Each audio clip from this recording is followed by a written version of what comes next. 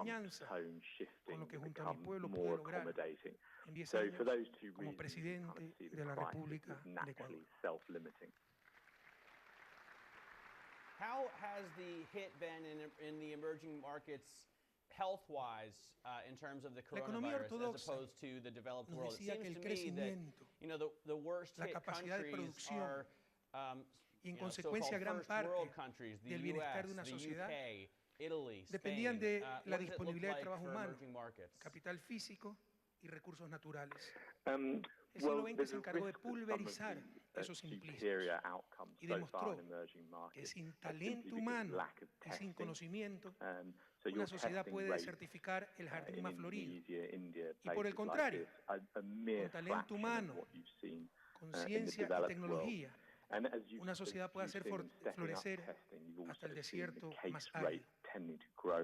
Ese talento humano, con ese conocimiento, con una cultura de la excelencia y con adecuadas instituciones que sepan estimular el esfuerzo, el emprendimiento y la innovación para el bien común, es la clave del progreso de las naciones.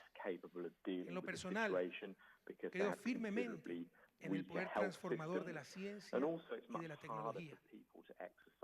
Más aún, en ese poder, en esa ciencia y tecnología, deposito gran parte de mi esperanza en el futuro del planeta, en la sostenibilidad de nuestro modo de vida, en la posibilidad de alcanzar el buen vivir para toda la humanidad.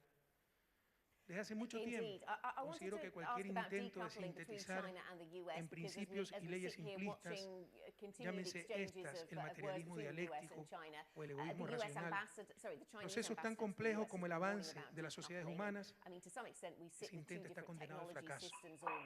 Y también estoy convencido de que los adelantos científicos y tecnológicos pueden generar mucho más bienestar y ser mayores motores de cambios sociales que cualquier lucha de clases o la búsqueda de lucro individual. El desarrollo de la agricultura convirtió a la humanidad de nómada en sedentaria. La revolución industrial la transformó de rural en urbana. Y mucho más recientemente, el espectacular avance de las tecnologías de la información transformó a las sociedades industriales en sociedades del conocimiento. No estamos cayendo en la trampa del absolutismo tecnicista, donde toda la sociedad tiene que organizarse en función de las exigencias tecnológicas. Albert Einstein decía que el día en que la tecnología sobrepase a nuestra humanidad, el mundo tendrá una generación de idiotas. Pero tampoco creemos en el infantilismo fundamentalista, donde supuestamente el buen vivir es la premodernidad y la miseria parte del folclore. Con impresionante generación de conocimiento a nivel mundial, los países que no generemos esos conocimientos seremos cada día más ignorantes en términos relativos y más dependientes de lo que producen otros. Por estos motivos, la educación superior y el desarrollo científico deben ser una de las grandes preocupaciones centrales de la patria, grande en este caso Latinoamérica. Sin embargo, ninguna universidad latinoamericana está entre las 100 mejores del mundo. No sé si puedan proyectar la primera tabla, por favor.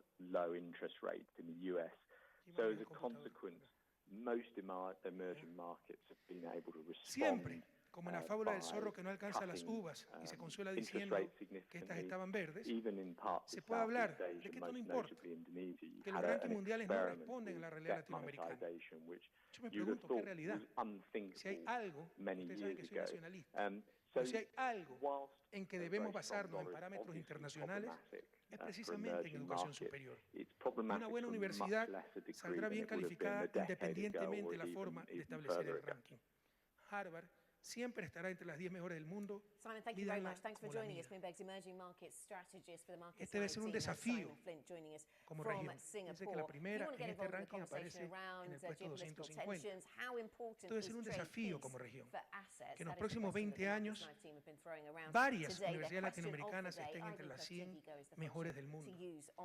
También debemos romper nuestra marginalidad en cuanto a generación de conocimiento, producto, entre otros factores, de ser una de las regiones con más baja inversión en educación superior, ciencia y tecnología. Todo esto discutíamos en espacios como UNASUR. Lamentablemente, con el debilitamiento de la integración regional, estos desafíos han quedado postergados. También se buscó una agenda común de investigación para que no haya rivalidades, sino complementariedades, y así evitar dobles esfuerzos y desperdicios de recursos. Todo esto pues ha quedado en el olvido. Los cambios cualitativos y cuantitativos en nuestro sistema universitario y en la producción científica y tecnológica, y sobre todo su utilización para el bien común, no se van a lograr por la supuesta mano invisible del mercado, sino por manos bastante visibles. La sociedad tomando conscientemente sus decisiones por medio de procesos políticos y ejecutándolas con un adecuado rol del Estado. Ecuador entendió que no tenemos alternativas ante este desafío del conocimiento. Por ello iniciamos la revolución del conocimiento y la innovación, para pasar de la economía de recursos finitos a la única economía de recursos infinitos, aquella basada en las ideas.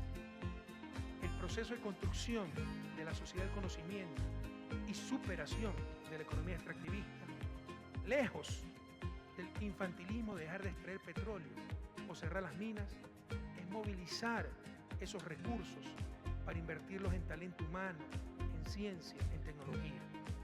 Nuestros recursos naturales son una gran oportunidad y algunos lo ven como un peligro. Hay que utilizar el extractivismo precisamente para salir de él. Nunca antes de la Revolución Ciudadana, un gobierno ecuatoriano había procurado hacer de la educación el principal motor de transformación social y productiva del país. Entre el 2007 y 2016 asignamos $14.000 millones a la educación superior, pasando esta asignación del 0.7% del Producto Interno Bruto en el 2006 al 2.16% en el 2015. Esto nos convierte en el país que más ha incrementado el gasto en este sector en toda la región latinoamericana.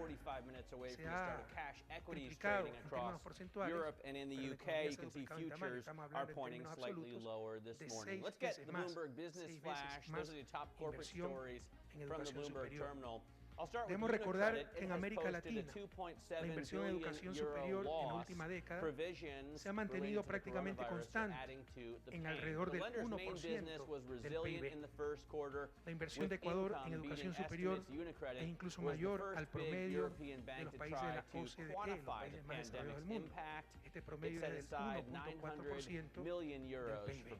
Aquí tenemos un comparativo con diferentes países. En esta muestra, pues, Ecuador solo está por debajo de Dinamarca. Y el país que le sigue en nivel de inversión en educación superior se llama Bolivia, Estado plurinacional de Bolivia. Es muy interesante, ¿no? Porque ustedes saben que Evo Morales apenas acabó el bachillerato. Su inteligencia natural es increíble. Cuando llegamos al gobierno en el año 2007, el panorama de la educación superior era realmente desolador. La ola de desregulación durante el periodo neoliberal de los 90 y comienzos del presente siglo había destruido el sistema, que además nunca había sido los mejores. Entre 1992 y 2006, es decir, en apenas 14 años, se crearon 45 universidades, de un total de 71 a nivel nacional. O sea, en ese periodo se crearon más universidades que en toda la historia del país. Muchas eran lo que llamamos universidades de garaje, es decir, sin los mínimos necesarios. Y la gran mayoría eran universidades privadas sin fines de lucro, aunque demasiadas resultaron ser, en realidad, de lucro sin fin, o al menos sin fines confesables. Aquí tenemos la evolución de las universidades. Ustedes ven que cuando llegamos al gobierno esto para en seco, porque se declara una moratoria de creación de nuevas universidades hasta estabilizar el sistema, y luego, como veremos pronto, con las evaluaciones incluso se reduce el número de universidades. Pero fíjense el tremendo incremento, sobre todo de universidades privadas en la época neoliberal. La educación como una mercancía más. La búsqueda de la transformación del sistema de educación superior implicó un trabajo ejecutivo, legislativo e institucional descomunal, reflejo de una inmensa voluntad política y conciencia de un proyecto nacional. La Asamblea Constituyente del año 2007 ordenó realizar una evaluación profunda de las universidades. En 2009 fue emitido el primer informe del organismo de acreditación ecuatoriano que ordenó a las universidades en 5 categorías. 26 universidades estaban en la categoría E, es decir, de insuficiente calidad como para llamarse universidad.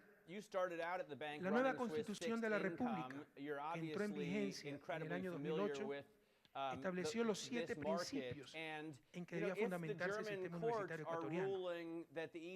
A. Autonomía universitaria responsable. B. Igualdad de oportunidades. C. Calidad. D. Pertinencia. E. Gobierno. F. Integralidad. Y E. Autodeterminación para la producción del pensamiento y el conocimiento. La nueva Ley Orgánica de Educación Superior, conocida como LOES, aprobada por la Asamblea Nacional en 2010, fue verdaderamente histórica. Establece la evaluación de las universidades, de las carreras y programas, incluso de los graduados, por medio del examen de habilitación para las carreras que pueden comprometer el interés público, por ejemplo, medicina. La universidad da el título, pero el permiso para ejercer lo da la sociedad a través del Estado con un examen de habilitación que además tiene que repetirse periódicamente. Esta ley también exige parámetros de eficiencia, pertinencia y calidad para así asignar los recursos. Determina la tipología de instituciones de educación superior y ordena los títulos y grados académicos que pueden entregar las instituciones del sistema. Ya veremos por qué esto es tan importante. La ley creó los nuevos organismos públicos que rigen el sistema de educación superior. El Consejo de Educación Superior, el CES, y el Consejo de Evaluación, Acreditación y Aseguramiento de la Calidad en Educación Superior, el CEACES. En términos institucionales, la transformación buscó romper el corporativismo existente en el sistema de educación. Una combinación mixta, Estado-academia. Los representantes de esta última son seleccionados por concurso nacional de merecimientos. Los organismos anteriores habían sido cooptados por intereses particulares. Solo por dar un ejemplo, de los 8 rectores que formaban parte de la anterior institucionalidad, 3 eran autoridades de universidades que luego fueron cerradas por no tener estándares académicos mínimos. En consecuencia, cualquier intento por mejorar la calidad era bloqueado. Los reglamentos y normativas emanados del CES también permitieron crear la carrera y escalafón para docentes universitarios. La LOES también creó la poderosa Secretaría Nacional de Educación Superior, Ciencia y Tecnología, la famosa CNCIT, con rango ministerial, instancia del gobierno para articular con las instituciones de educación superior y que ha sido fundamental en la formulación de una política nacional para promover el desarrollo de la ciencia, la tecnología y la innovación y para la transformación radical del campo de la educación superior en su conjunto, teniendo como punto nodal la construcción del complejo científico tecnológico nacional. Nos acompaña en este momento quien fuera durante varios años máximo representante CNCIT, secretario nacional de Ciencia y Tecnología, René Ramírez, no sé si anda por ahí, al cual le agradezco mucho los insumos para esta conferencia, dicho sea de paso. Finalmente, en el año 2016 se aprobó el Código Orgánico de Economía Social de los Conocimientos, Creatividad e Innovación, el llamado Código Ingenios, el cual institucionaliza la carrera del investigador, genera incentivos para el desarrollo de la ciencia e innovación, lucha contra la biopiratería, norma un nuevo modelo de propiedad intelectual y de transferencia tecnológica e institucionaliza, entre otros, el sistema de becas y créditos educativos. El código busca crear un modelo de gestión del conocimiento que incentive la creatividad, la generación de ciencia y tecnología y reduzca la dependencia tecnológica y cognitiva. The market would want not to see that jeopardized by any tensions that are particularly relevant for the German economy, because it is quite intimately tied to what the business cycle in China is doing. Certainly it has become more correlated with China. Nanette, I want to get to break quickly because we still want to come back and do your super trends. We want to talk about millennial values. That's one of them. I won't spoil it, but I'll just point this out to those in that generation or those suspicious of that generation, and also anxious societies. So stay with us for a look at Nanette's super trends out of Credit Suisse. This is Bloomberg.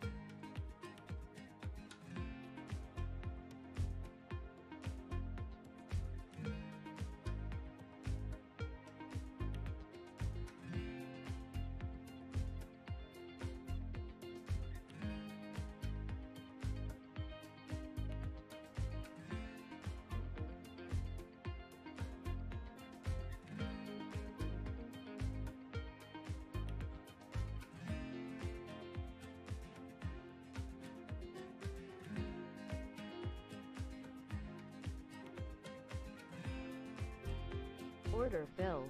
Order canceled.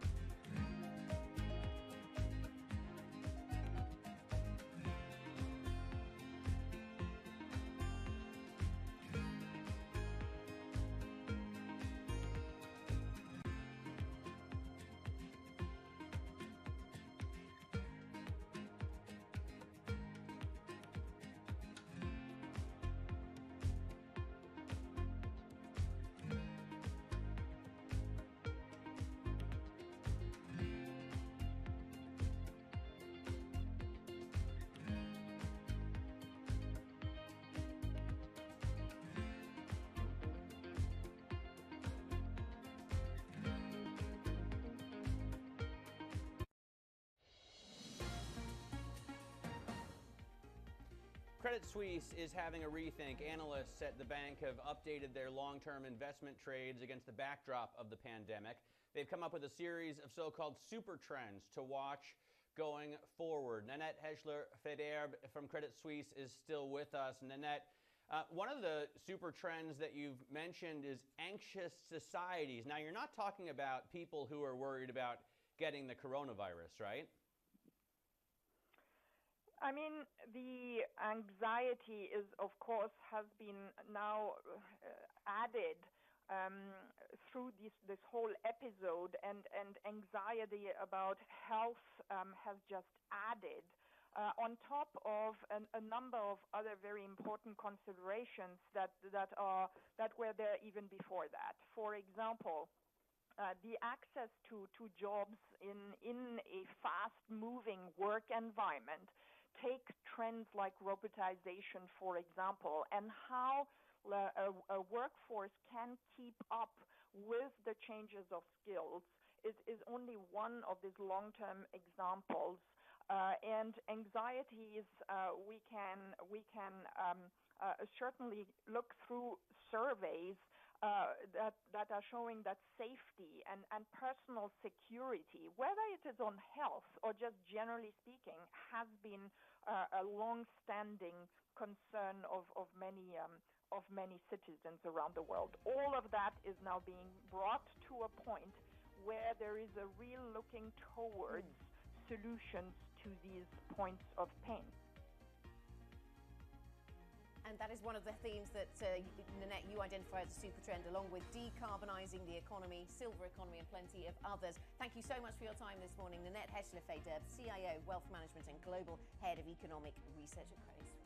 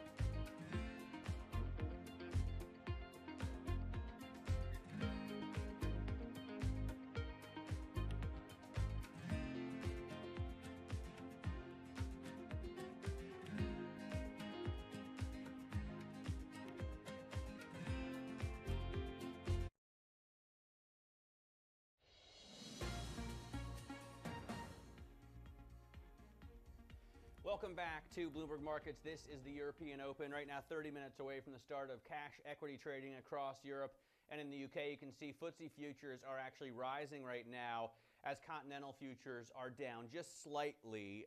Really very little change there. Here in Germany, BMW has joined its German peers in cutting guidance as a result of the coronavirus pandemic. The car maker said it now sees an earnings before interest and taxes margin of 0 to 3%. So basically they'll earn nothing to 3% of sales before even paying interest and taxes for the year. Warning that the deepest slump will be in the second quarter. And crucially, BMW said its new outlook doesn't reflect the threat of a longer recession in major markets, nor an extended slowdown in China.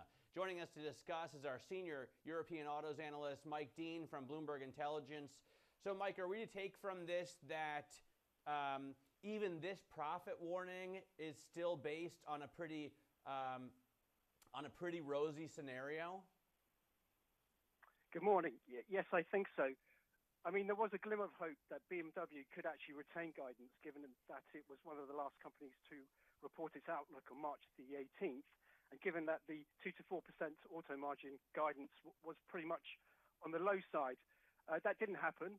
The positive is that they have maintained some sort of guidance. They think automotive division will remain profitable this year, but of course this is with the caveats that they do not expect a prolonged recession, and therefore guidance could be revised down later at a later point.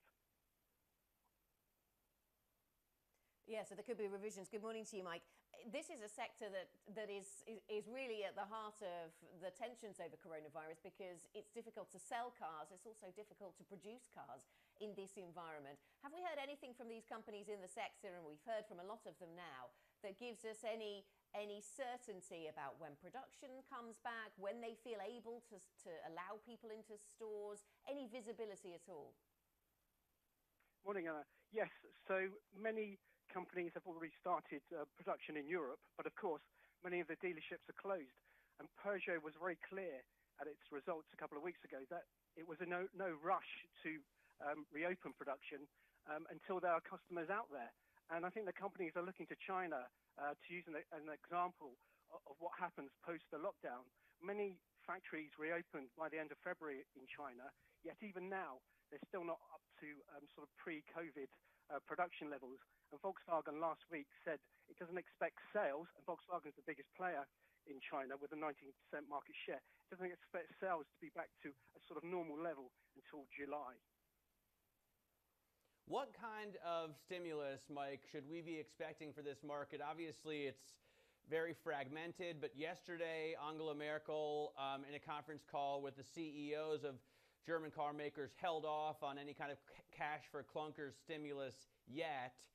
What do you expect out of Germany? What do you expect out of China? Anything coming out of the U.S.? Well, the companies themselves will hope that there will be stimulus. I think that's what they're expecting in the second half. In terms of, individual countries, I mean, there's a huge amount of stimulus already being put into the economy. So I think it might be a wait and see. There will be some pent-up demand. So this will, aid sales certainly in the third quarter. And I think at that point, individual countries will take a decision on whether to introduce scrappage schemes. Germany seems, a more likely place to do that, especially as they have a huge amount of sort of older diesels still on the road in the car park.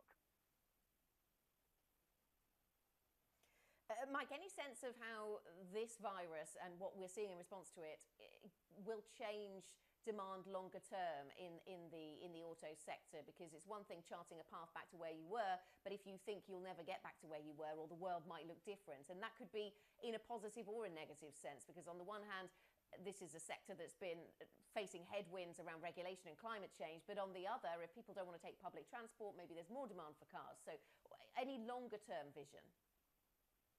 Yes, so, certainly a huge amount of investment has gone into sort of shared mobility in recent years.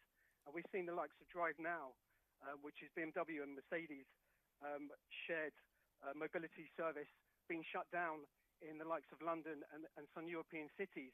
So that's one aspect of automotive companies' business that's going to have a short-term negative impact. In terms of sort of medium-term demand, we entered this crisis with sales expectations already on the low side. China was down 9% last year. The US was already softening, and Europe was down 7% in sales to February. So we already entered the crisis on a cyclical sort of downturn for demand, and this is going to impact any recovery going forward. I do accept that people will use their cars more, given they're reluctant to go on public transport, but I do wonder whether people are going to immediately want to replace their cars, given the economic realities of a recession and higher unemployment. All right, Michael Dean, Mike, thanks so much for joining us. This morning. Mike Dean, Bloomberg Intelligence Senior European Autos Analyst. We both enjoyed that conversation, so we both thank you. Now, the COVID-19 pandemic has hit the music industry hard with the production stoppages and cancelled live concerts. We know that many artists, of course, have been broadcasting from their homes instead. Bloomberg spoke to Spotify CEO Daniel Ek in an exclusive interview about how this crisis has changed the music streaming platform. Take a listen. Well, the crazy thing, I think, for us is just how global the business is. So, we're in close to 80 countries around the world. So we're dealing with all these various stages of the pandemic. You have Asia, which is making a near recovery. You had Europe that's right in the epicenter and was in the epicenter since early March. You have the US, which is kind of right now in the middle of the epicenter, and you have LATAM that will probably enter the epicenter shortly. So we're all in different stages of this epidemic. And what's just fascinating for me has been just seeing how the consumption habits have just shifted overnight. I don't think we've ever seen anything like this since the inception of the company, of just how people changed habits, changed what they're listening to, how they're engaging with that content. So it's just really been responding to this new reality that we're living in, while at the same time making it culturally appropriate. You now have 286 million users, 130 million paying subscribers in 79 markets. How do you expect listening to shift over the next few months? We've actually been seeing an influx of new users coming to the service, including, which we're very happy about, old users returning to the platform.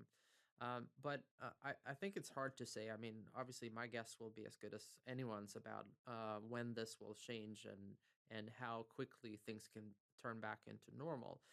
For us specifically, the big thing is really around the commute. So to the point when people are starting to return back to their offices, their place of work, I suspect we're going to see something that looks a lot more like normalcy for us. Also, second big thing for us is just the gym. People are listening a lot to music while working out. Again, people are working out, but not going to the gym so much. So that's impacting the type of music that people are listening to as well. So I suspect as we're seeing places of work opening up and gyms opening up, I think we as a company will be a lot more like normal again. Now, this has really been hard on the music industry. I know, there haven't been any live concerts. You've got John Legend doing home concerts, Selena Gomez Instagramming her home studio. But just how hard do you think the music industry itself will be hit by this? Oh, it's absolutely going to be massive, specifically for artists themselves. So if you look at an average artist today, about 80% of their income comes from touring. So the fact that they can't tour and likely won't be able to tour for much of the summer, which is one of the greatest points for concerts as well, will impact many musicians a lot. And not just that, but we're talking about all the roadies and everyone else that makes these concerts happen.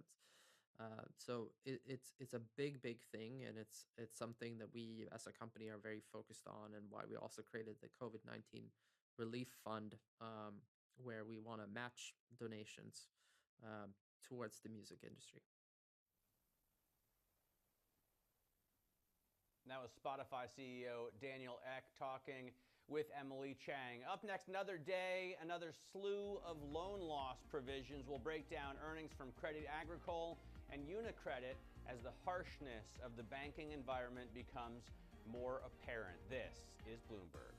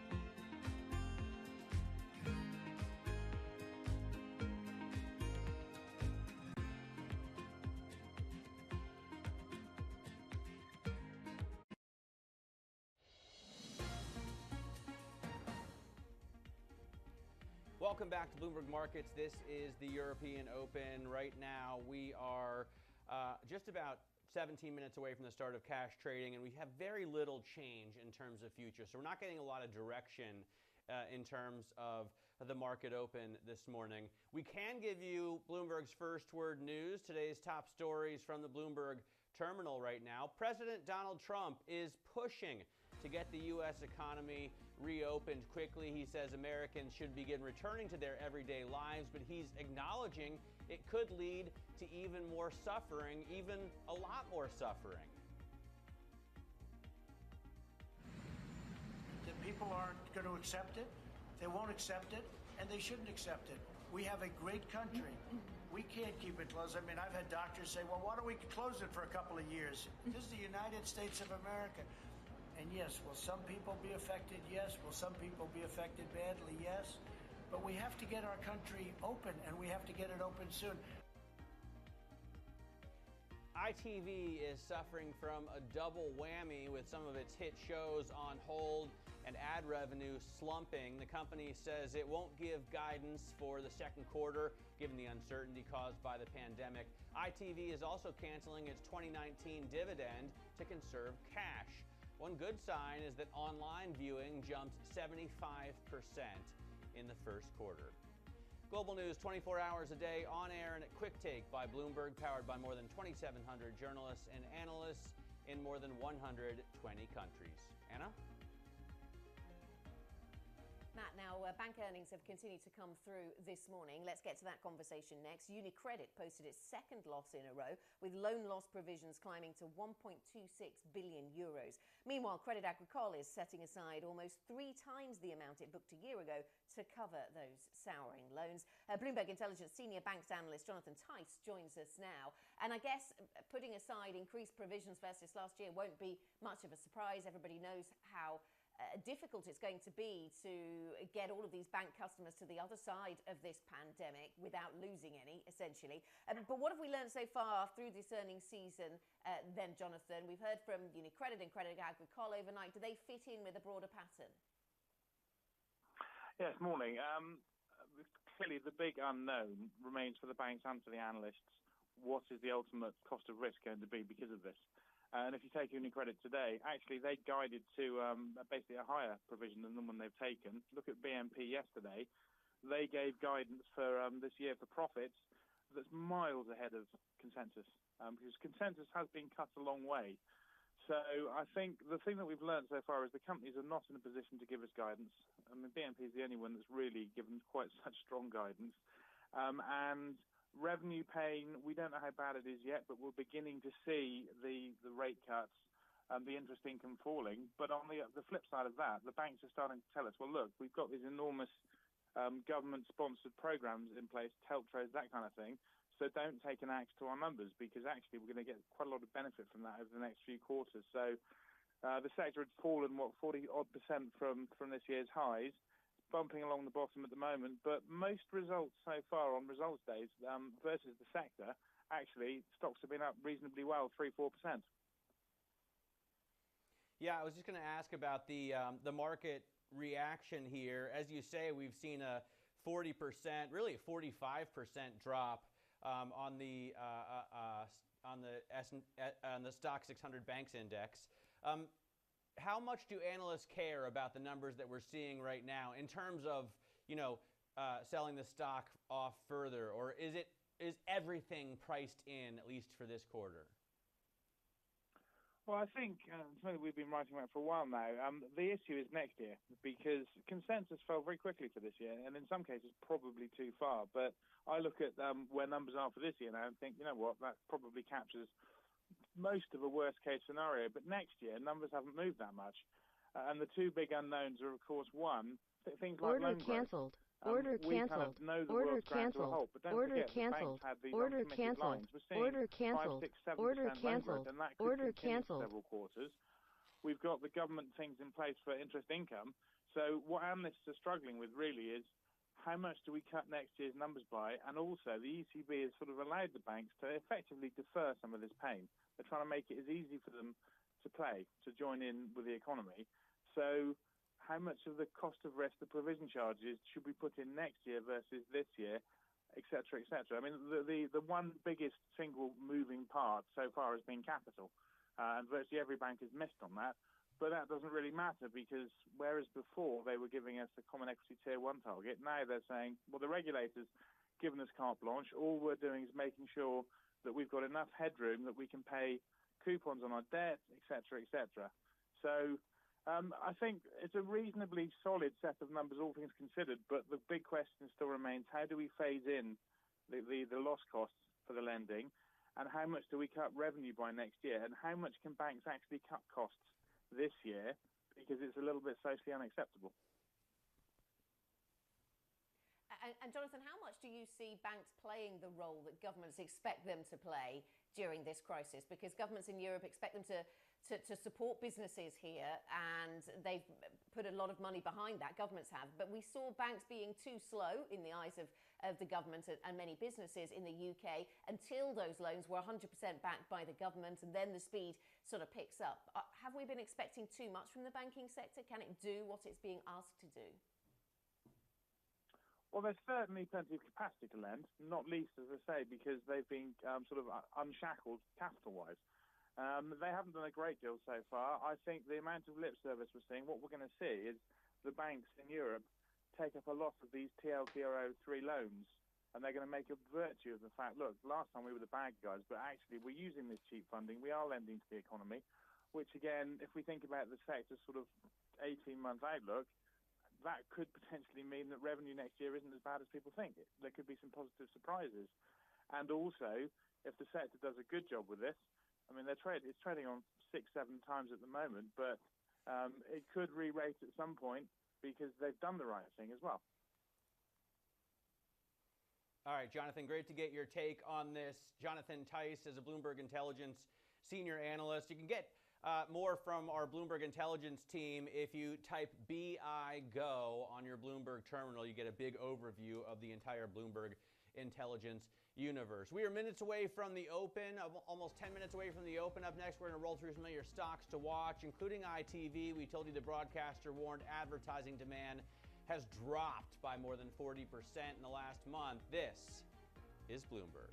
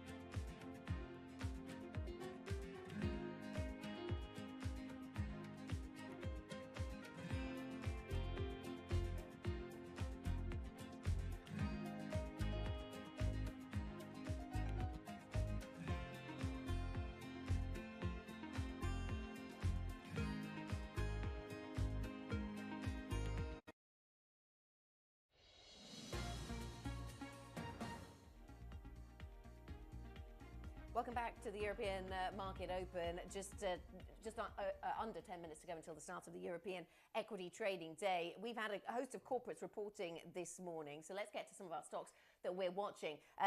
There's a lot to choose from this morning. Danny Berger joins us with some analysis. Danny, let's get into the food retailers first. Ocado, you might have thought they've been having a really good time given lockdown and they deliver food.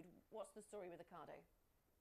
Yeah, that's exactly what we've seen. I mean, it's the changing nature of how we shop now, ordering in groceries. So Ocado seeing massive growth. It's not just that, it's also stockpiling. Though the company does say that we've probably passed the peak, though orders are still at a high. Now, according to analysts, Morgan Stanley says that it's good that some of these orders are starting to normalize. They see the stock rallying today. It's called up higher by about 3%, but overall second quarter retail growth is over 40% for Ocado.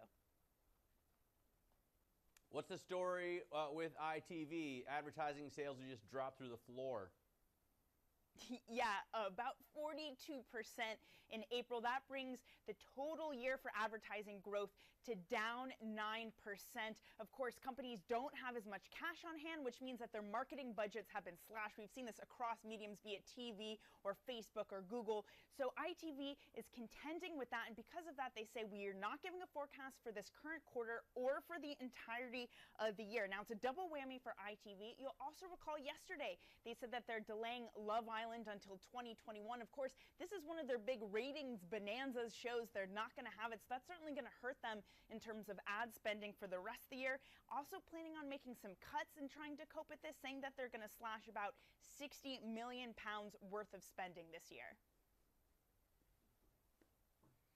Love Island. I'm sure some tears were shed somewhere about that one. Novo Nordisk, let's talk about what's going on there with the insulin maker.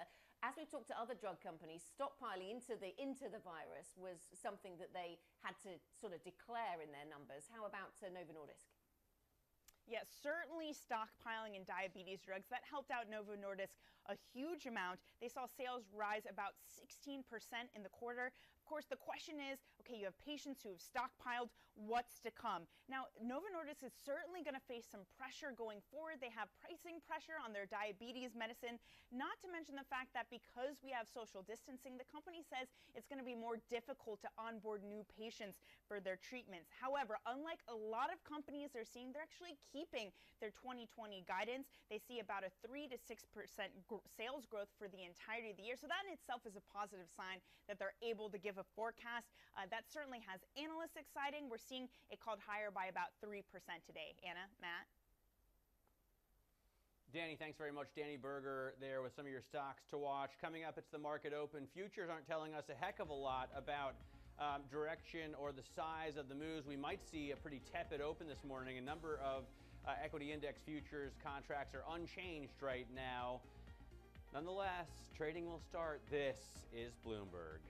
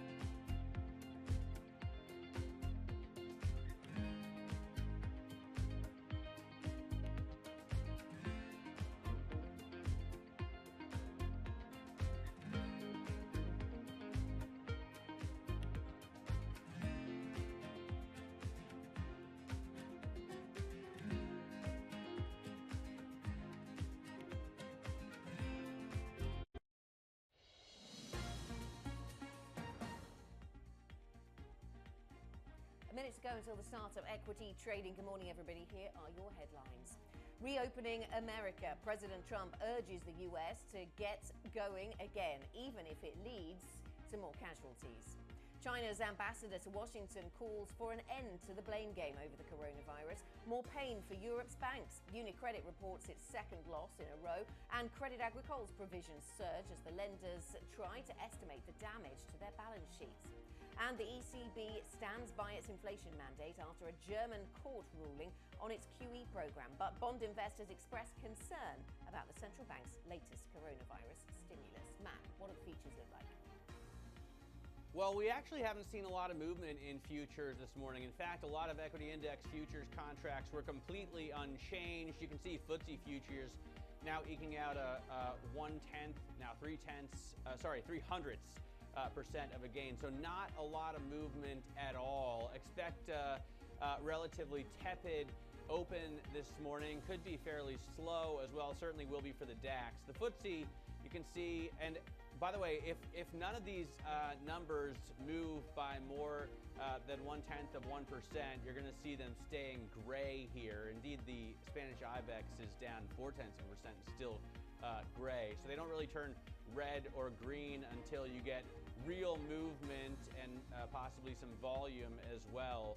But you're seeing basically unchanged European markets right now, with a little bit of a slant to the downside as the IBEX falls. In fact, Maria Tadeo has told us there's an important vote in Spain today, so investors may be waiting to see if Spain is able to stay in a state of emergency and keep central control, or if it all falls apart.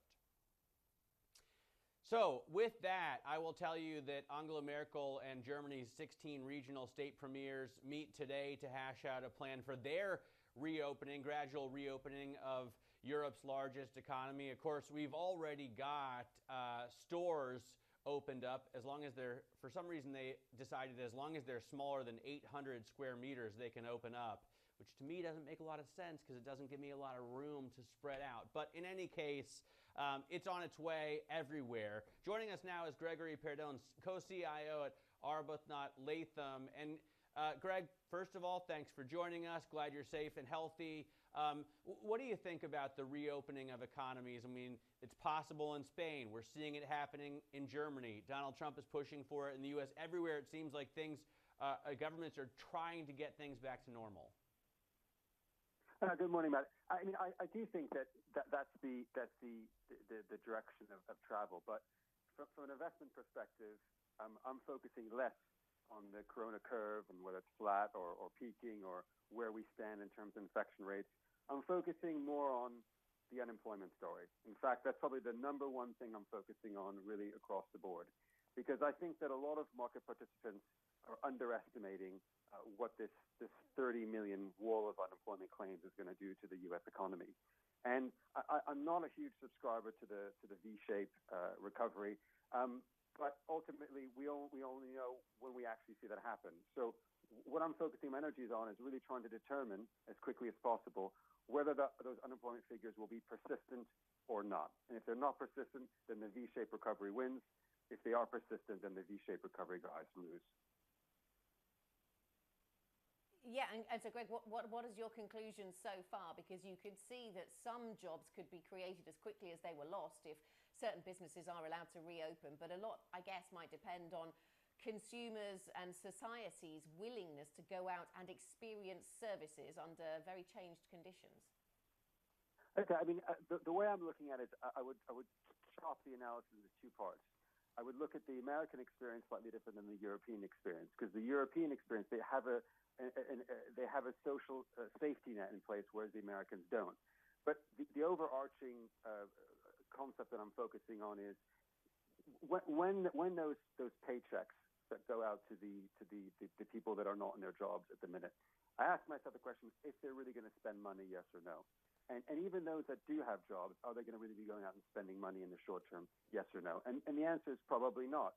And in terms of the track record, governments have in the past issued free money to their citizens. For example, Japan did it back in the global financial crisis. And in that instance, I think 2/3 of the money was actually saved.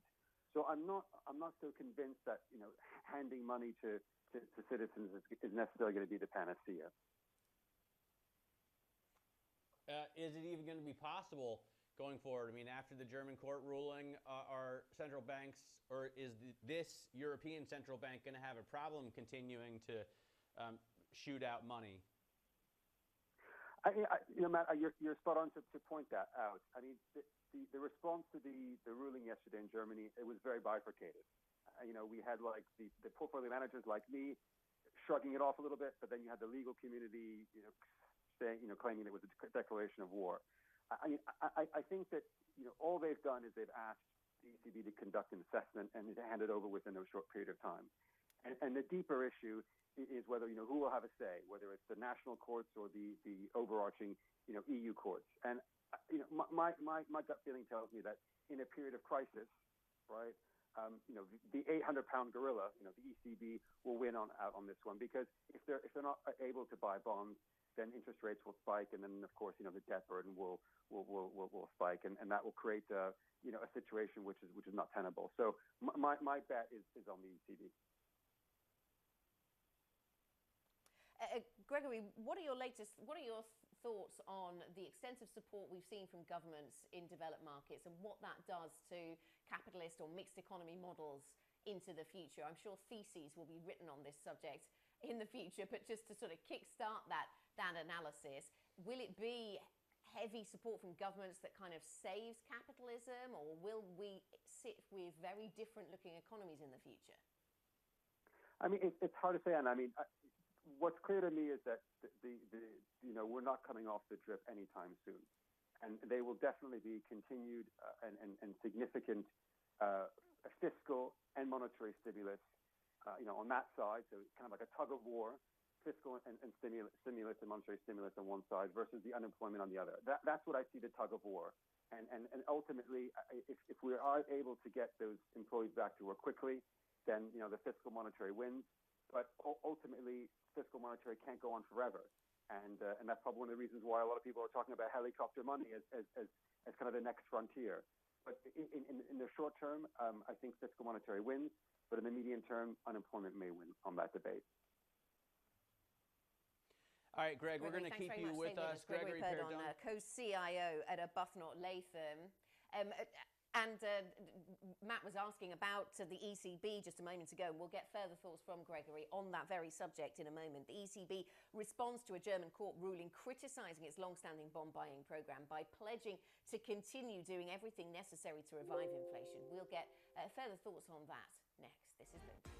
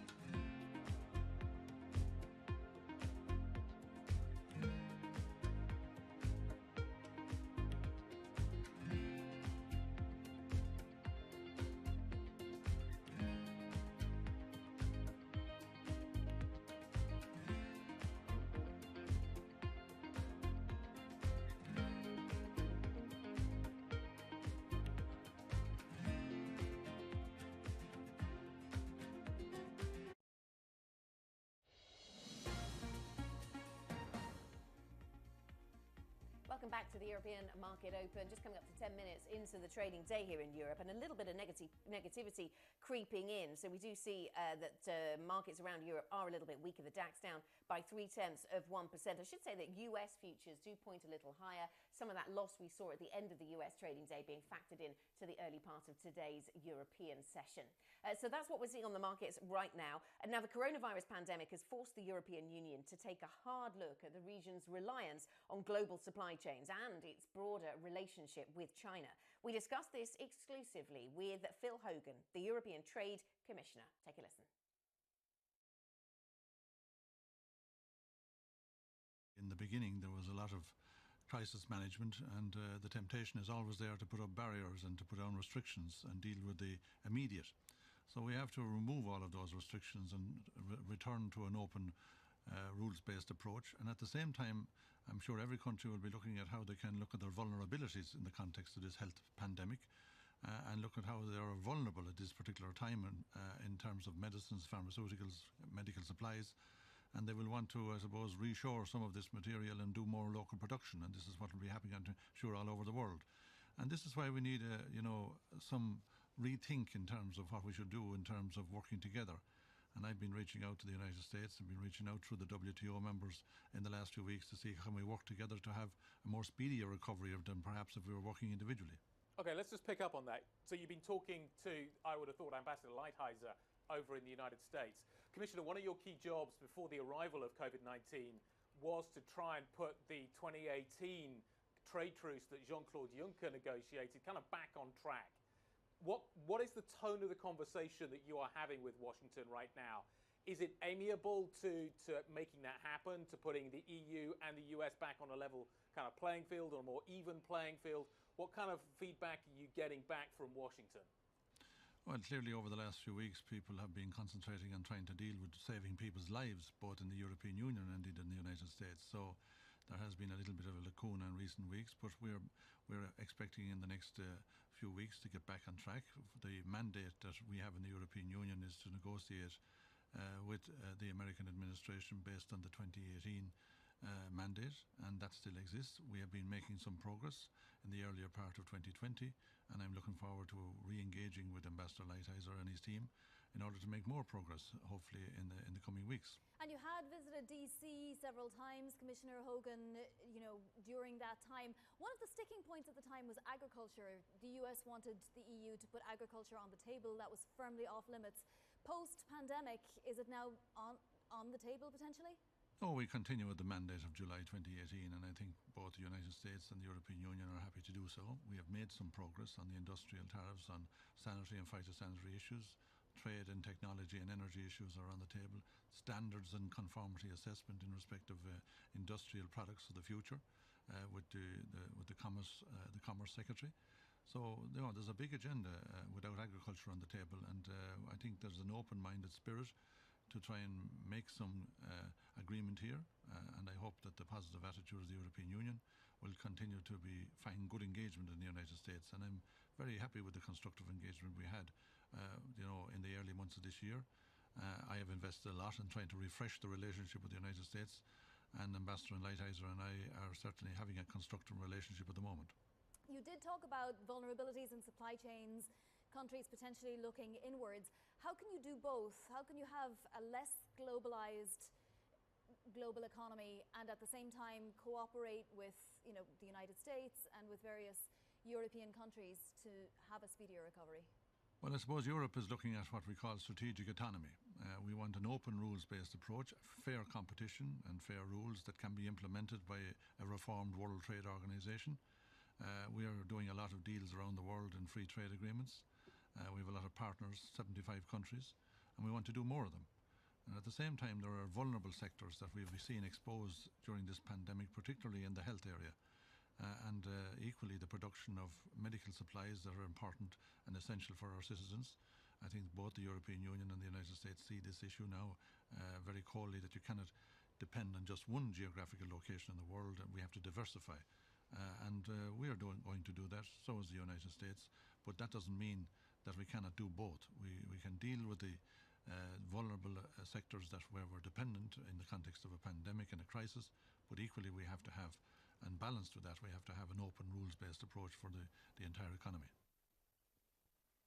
And that was Phil Hogan there, the European Trade Commissioner. The ECB has responded to a German court ruling by criticizing its long-standing bond buying program by pledging to continue doing everything necessary to revive inflation. The bank's governing council said it took note of the judgment, but pointedly remarked that the top European court has previously said quantitative easing is legal. Gregory Perdon, co-CIO of Arbuthnot Latham, is still with us, and we talked about the ECB issue already. I want to get back to Phil Hogan and his push for, a trade-free world during this recovery. Is this going to make Brexit a little bit easier for Boris in the UK? I mean, is it going to be easier to get a strong free trade deal because of the coronavirus crisis? I mean, I think it's difficult to say that in terms of the Brexit negotiation, because it's really taken the backstage, so to speak, as everyone has turned their attention to the health scare and quantitative easing and fiscal stimulus. So I would suspect that all hands on deck from the UK government in terms of focusing on making sure the local economies are functioning. So I wouldn't be surprised if we see the UK government really spend its bullets on trying to stabilize the UK economy as opposed to looking further ashore, if you follow me.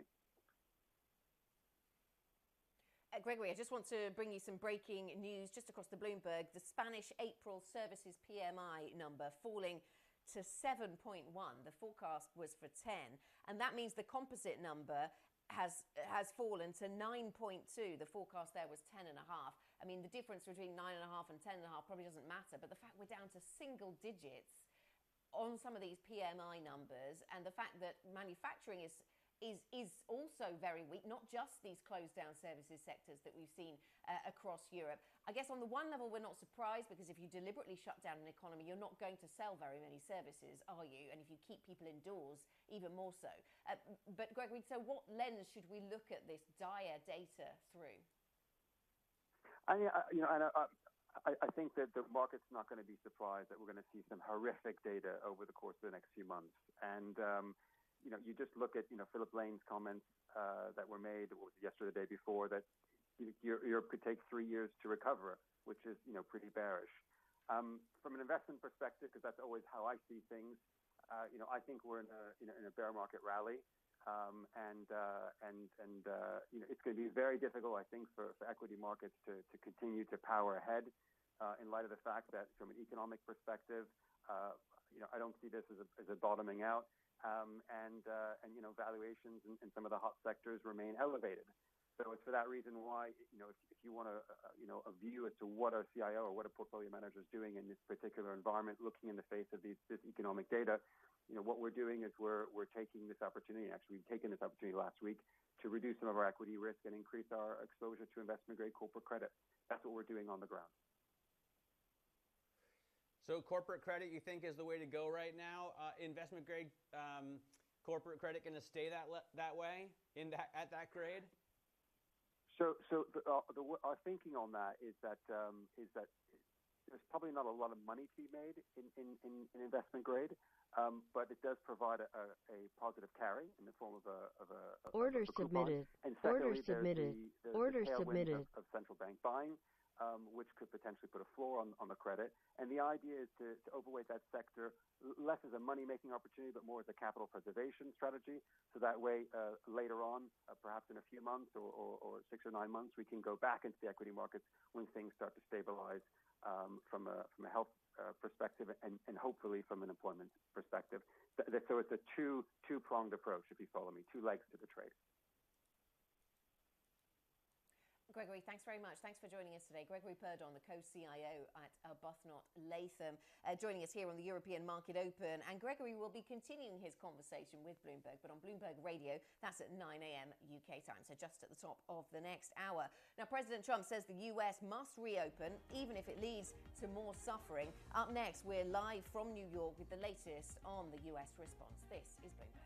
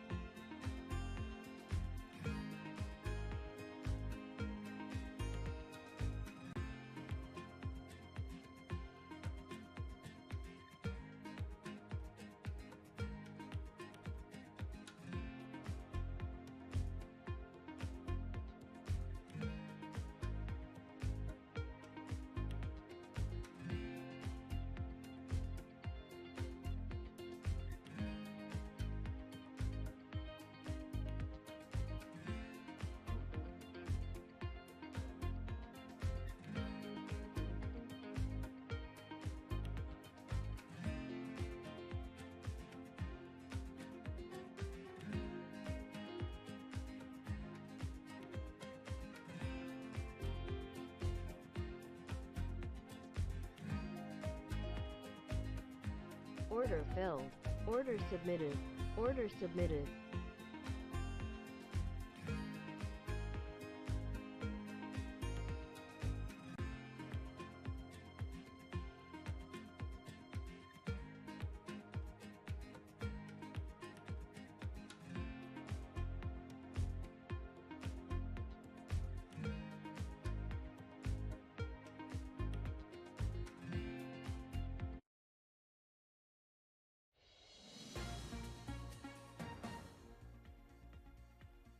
Welcome back to the European equity markets, European market open and those equity markets. Actually, either side of the flat line now. We do see a little bit of upside on the London market, but elsewhere in Europe, a little bit below that flat line. US futures do point to the upside. Now, let's talk about what's happening in the US and the fight against coronavirus there. President Donald Trump said the US must begin to reopen immediately, even if it leads to more infections. Speaking in Arizona during his first trip outside Washington in more than a month, Trump said he's preparing for the so-called phase 2 of the US response to the coronavirus. The people aren't going to accept it. They won't accept it, and they shouldn't accept it. We have a great country. We can't keep it closed. I mean, I've had doctors say, well, why don't we close it for a couple of years? This is the United States of America. And yes, will some people be affected? Yes. Will some people be affected badly? Yes. But we have to get our country open, and we have to get it open soon. Joining us now from New York is Bloomberg's Anne-Marie Jourdain, who's got the latest on what's happening in the US. Anne-Marie, the White House is considering disbanding the coronavirus task force. What do we take from that? This, of course, may be a task force that hasn't always seen eye to eye with the president. Yeah, certainly right, Anna. And this is really part of President Donald Trump and the administration's plan for this phase 2 of reopening the economy. But dissolving this task force would mean dissolving those on it, including Dr. Anthony Fauci, Dr. Deborah Birx. These were the top health officials that have really guided and steered the government's response to the pandemic. Vice President Mike Pence was also speaking about this, so we could potentially see that task force being shelved as early as the end of this month. Now, as you mentioned, this could potentially be a lot of criticism about this. Public health officials have really been warning about a second wave if lockdown measures are eased too quickly, and what that would also mean for going back into lockdown measures and the economic damage. Already, Governor Andrew Cuomo was talking about how you cannot prematurely do this, and he pointed to new data from the University of Washington, which now has their new forecast saying an increase of more than 130,000 deaths by August. Originally, they had 60,000, and then what you're looking at on the screen now, the question remains to be seen if Americans are even comfortable with going life back to normal. 538 analysis says about 70% are somewhat or very worried about still getting the coronavirus. Anne-Marie, what's the latest on the pharmaceutical front? Gilead is looking to expand manufacturing, and there are a number of drug makers that are bringing either treatments or to market or vaccines to testing. Yeah, it's really a race for the drug makers and for not just those that will help patients recover those kind of drugs, but also, as you mentioned, Matt, the vaccine. Gilead talking in their blog about the fact that they want to develop this consortium of companies to really ramp up this expansion in Europe, Asia, and the developing world. And then, of course, we had Pfizer. They are on the front in the vaccine, actually starting to test some of these U.S. patients. Pfizer, Johnson & Johnson, a number of these are really on a race to try to bring that vaccine and shelve that timing to a year to 18 months.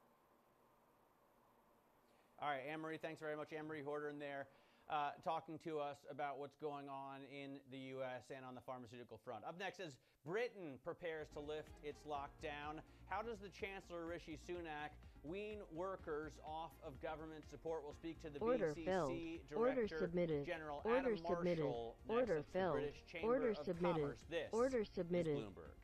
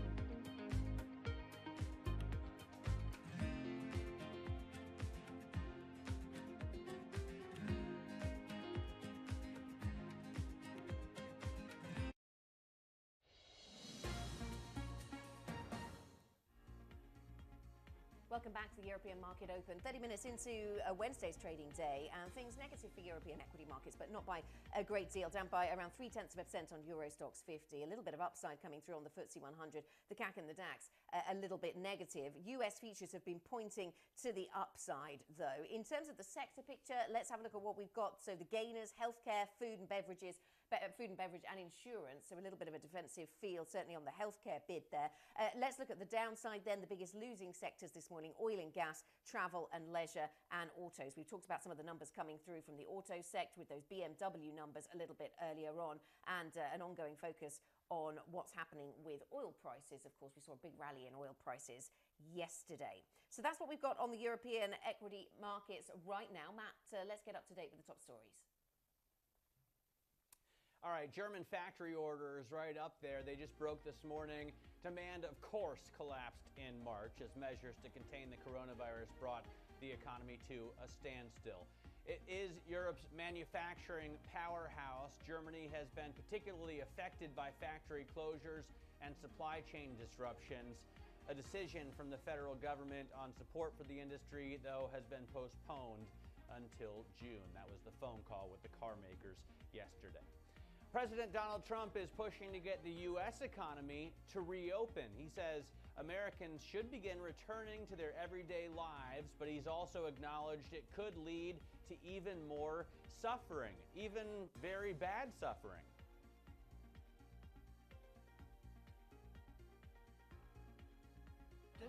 They won't accept it, and they shouldn't accept it. We have a great country. We can't keep it closed. I mean, I've had doctors say, well, why don't we close it for a couple of years? This is the United States of America. And yes, will some people be affected? Yes. Will some people be affected badly? Yes. But we have to get our country open, and we have to get it open soon. He finally said it. The European Central Bank is defiant in the face of a German court ruling criticizing its bond buying program. It's pledging to continue doing everything necessary to revive inflation. In a statement, the ECB also noted that Europe's top court previously said its QE program was legal. The German judges, though, are giving the central bank 3 months to prove its asset purchase program is in line with the law or make changes. Global news 24 hours a day, on air and a quick take by Bloomberg, powered by more than 2,700 journalists and analysts in more than 120 countries. Anna? Matt, let's talk about what's going on in the UK. The coronavirus lockdown, when it struck Britain, Chancellor Rishi Sunak unleashed an unprecedented wave of spending to help millions of workers stay at home. Now, as the country plans to lift restrictions, his next challenge will be moving them off government support and back into their jobs. If he acts too quickly, businesses short of money may have to lay off staff. But if he is too slow, the huge cost will keep piling up. Joining us now with his perspective on where we are in this, Adam Marshall, Director General of the British Chambers of Commerce. Adam, really good to speak to you. I know you've got some more research out from your members, which is interesting. We'll get to that in a moment. I just want to ask about the furloughing scheme and the other schemes that your members have been using. If the Chancellor is thinking about how to wean the UK economy off these, over what time horizon, and what steepness of cliff edge, if you like, what should he be bearing in mind? What are your members asking for? Well, the first thing that businesses are saying across the UK is there absolutely cannot be a cliff edge. Our research is showing that about 3/4 of businesses are making some use of the furlough scheme. That's an absolutely staggering number. And those firms are going to need to have some access to it for some time to come, because not every business is going to be able to reopen at the same pace. Not every sector is going to be able to move ahead as quickly as others. And we're going to need to see that furlough scheme continue and become more flexible over time to support businesses getting their people back to work safely. What about businesses that face a decision? For example, I'm thinking about a lot of restaurants, Adam, but I'm sure there are others where due to social distancing, even if they did reopen, they would just lose money. How many businesses do you think are out there that will stay closed because they can't afford to reopen? Order submitted. Order filled. There are order a huge canceled. number of businesses Order out canceled. there, particularly Order business canceled. to consumer Order firms canceled. who Order are facing canceled. significant Order reopening canceled. challenges. The retail sector is one where you'll find a number of firms like that. As you mentioned, hospitality, also leisure and tourism. It is very likely to be the case, both in the UK and in many other countries around the world, that those sectors may require continued support for a longer period. But we caution against just breaking it down by sector, because if you withdrew support to some firms who are in the supply chains of these businesses, but kept support to others, you could see entire supply chains collapse. So there's going to be a need for generalized support for employment in some form for some time to come yet. That's interesting. I mean, getting into sectors would seem like one way to make the current level of support a little more sophisticated, but as you say, the broad approach was deemed necessary in the very first phase of this. It does seem that the Chancellor is increasingly concerned about what this is costing, though, and if he's looking to save money, he might decide that he has to do it by sector. There are some arguments for doing that, aren't there? Well, there's certainly arguments for tapering the support, because I think everyone, both in business and in government, realizes that over the long term you cannot sustain this level of expenditure. So I have great sympathy with the Chancellor on that particular point. Rather than go down a sectoral approach, however, what a lot of businesses are telling us would be more helpful is if you could have part-time or short-time working. So bringing people back perhaps 50% of the time with some element of support for the time that they are not on the job. That sort of system operates in a number of other countries. We have successful sort of workplace income support schemes in countries like the Republic of Ireland and Germany and elsewhere. And we think that more flexible sort of model may suit a gradual return to work better. And so what, you're lobbying the government to try and support a scheme that will make that possible? We're certainly working with the UK government and trying to say, look, it doesn't work to have a furlough scheme for the long term where employees are either out of the workplace completely or in work and on the employer's P&L. You've got to get to a point where you can mix the support with the employer starting to pay the wages of these people again. We've got to do that gradually because, as I said, some businesses will get back to work more quickly, others will take more time. Yeah, interesting approach. As the government is drafting its plans for how we get people back to work then, Adam, back to their workplaces, what are your concerns? I understand you're probably involved with some of that, being consulted on some of that. Do you have safety concerns for business? Well, we are involved in it, and the number one concern of businesses across the UK is to keep their people safe.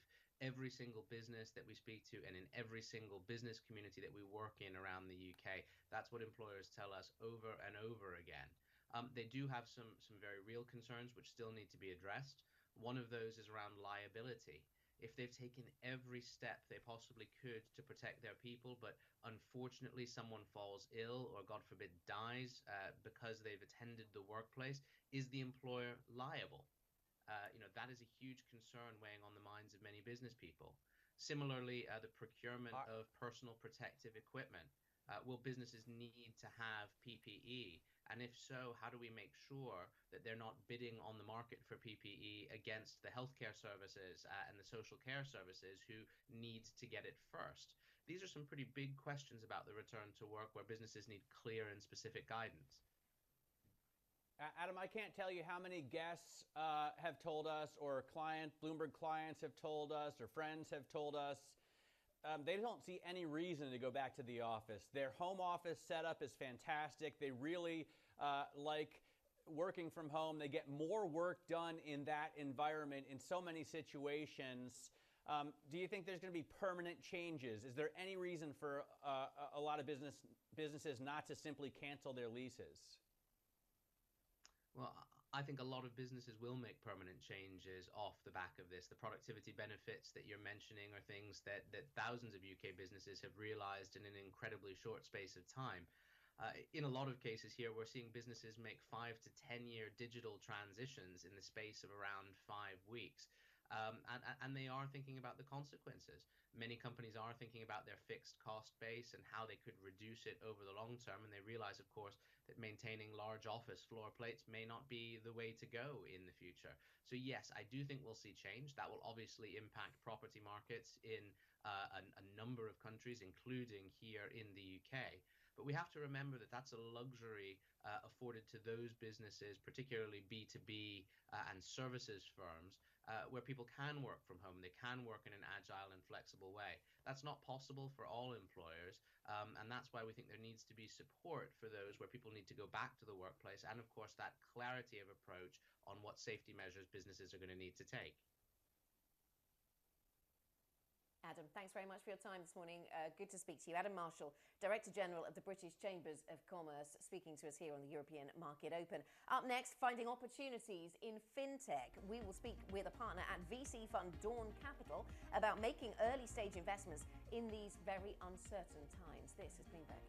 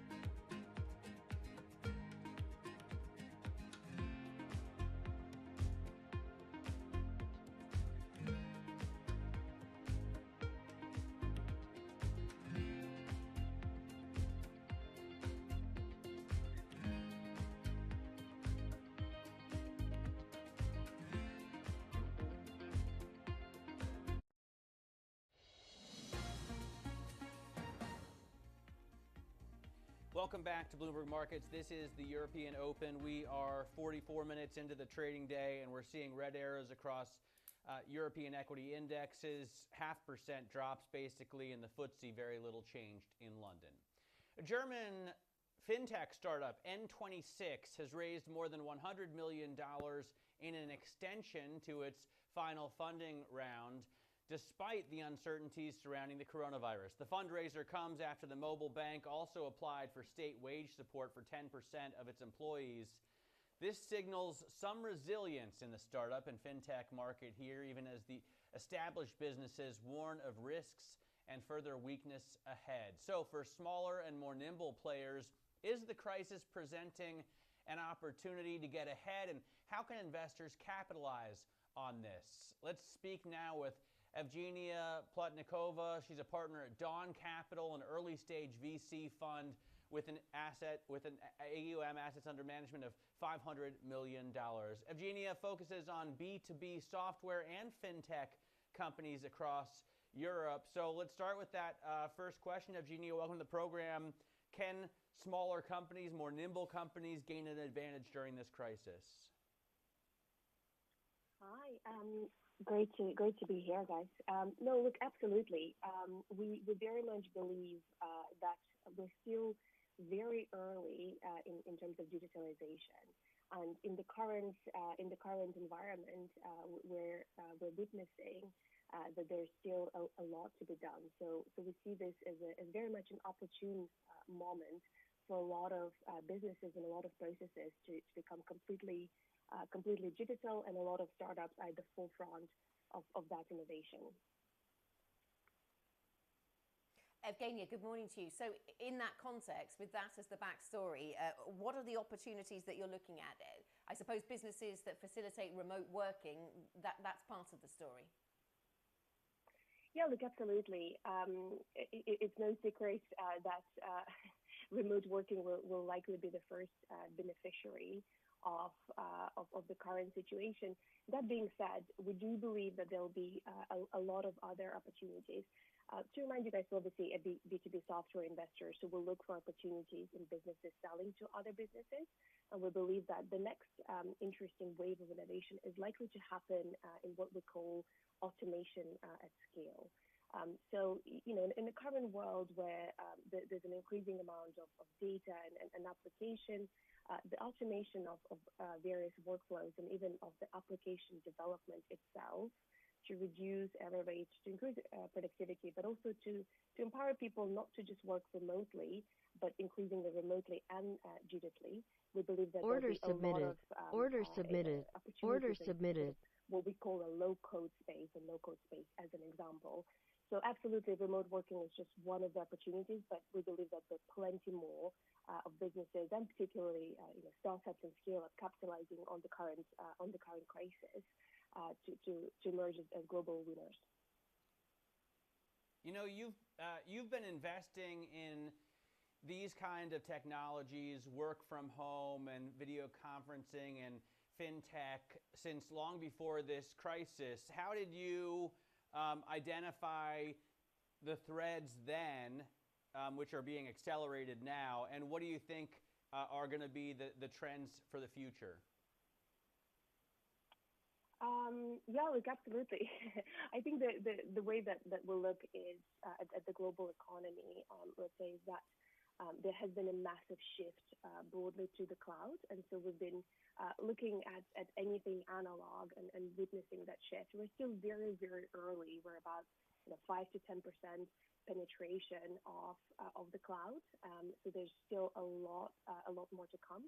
So we've been witnessing that sort of in the past more than a decade that Dawn has existed and has been backing those startups. But we're increasingly seeing not just that shift, but also every single process that used to be effectively pen and paper or fairly offline, shifting to software and shifting to cloud. If I will speak one of the examples of the businesses that we invested. Soldo is a fantastic example. It's an expense management platform. What previously used to be a lot of cards, but also a lot of pen and paper, and the CFO struggling to reconcile a lot of the data, is now a fully digital first platform that works with employees, with the CFO and the manager to create what has become the backbone of cash management within a business. So again, we've been looking at every analog industry, identifying those trends, and we think there'll be more to come. Evgenia, thank you very much. Thanks for joining us. Evgenia Plotnikova, partner at Dawn Capital. Up next on the program, as the US administration points the finger at China, how important is trade peace for risk assets? That's the Markets Live team's question of the day. They've been throwing around that one, and we'll put it to MLive's Laura Cooper. She joins us next. This is Bloomberg.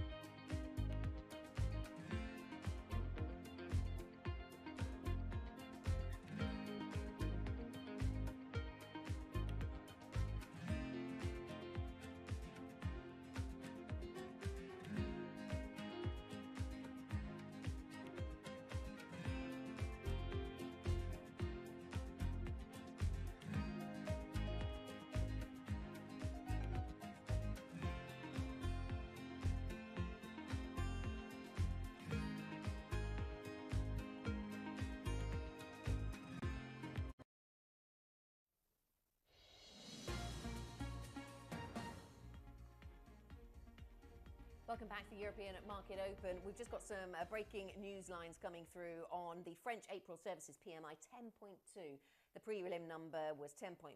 So the market was primed for these kind of weak numbers, I suppose, from the services sector in particular, but some of them have been really weak. Let's get to our Markets Live macro strategist Laura Cooper on this, because we're going to get German numbers shortly as well. And we're just getting the French ones, the French April services PMI 10.2, sorry, as I said. So Laura, these numbers very weak, some of them in single digits, but was the market ready for that, I guess? Well, I think the market was prepared for really dismal data today, because we did have already manufacturing PMIs earlier in the week come in quite sharply lower. And today, I think, it's expected that, yes, this is the largest contraction on record, and the PMIs are just confirming that, yes, economic activity is collapsing. So when we look across the various metrics, so business activity, new business, they're all plunging to record lows. And even when we look at forward-looking indicators like those new export orders and business confidence, those are also testing lows. So I think what to take from this currently is just the fact that, this does provide an indication of the breadth of the shock at hand, but not the depth. And so it's likely to be the case that the economic contraction is larger than these figures actually point to. So when we look to the European number that's coming out shortly, it's likely that that's going to be another poor number, and points to an economic contraction, well above that 7 or 8% in the quarter. So certainly something to watch for. I want to quickly ask what responses you're hearing to the question of the day, or what your response is. How important is trade peace for asset prices?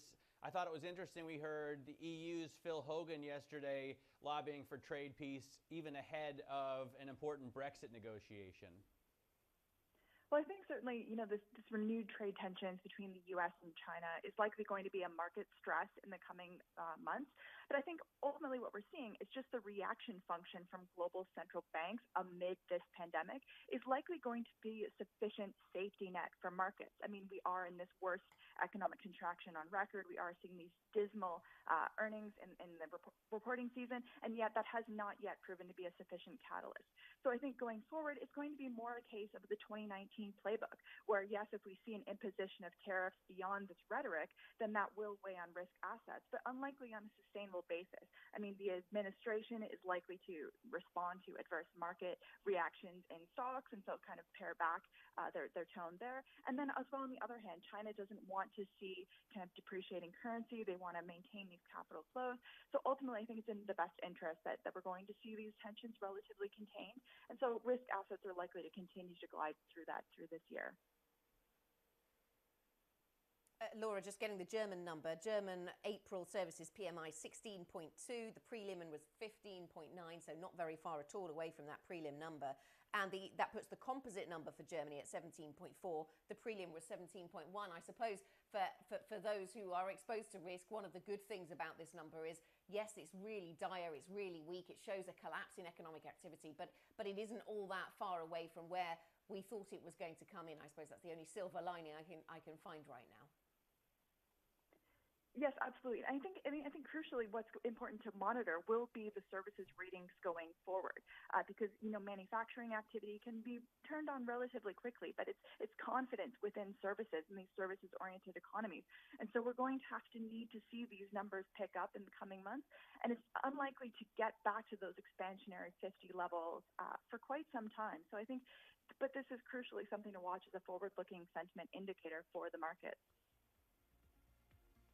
All right, Laura, thanks very much for joining us. MLive macro strategist Laura Cooper talking to us about the numbers that we've seen so far and the numbers to watch out for today. We are going to get those Eurozone services and composite PMIs out in just about 3 minutes' time, so stay tuned for that. This is Bloomberg.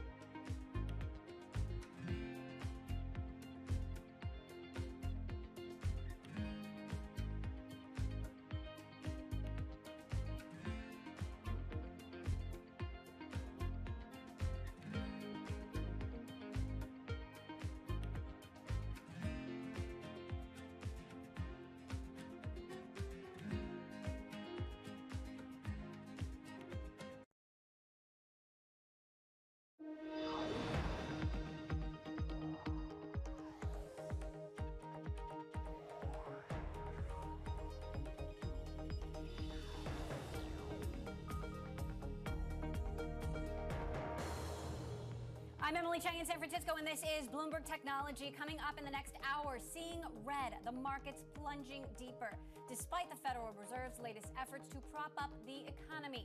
Meantime, cities and states taking unprecedented measures to keep residents at home.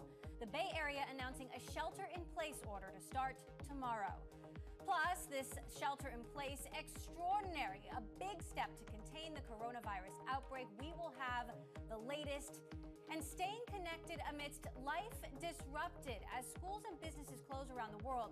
Facebook COO Sheryl Sandberg joins us live to talk about a massive effort she is launching to help feed local families.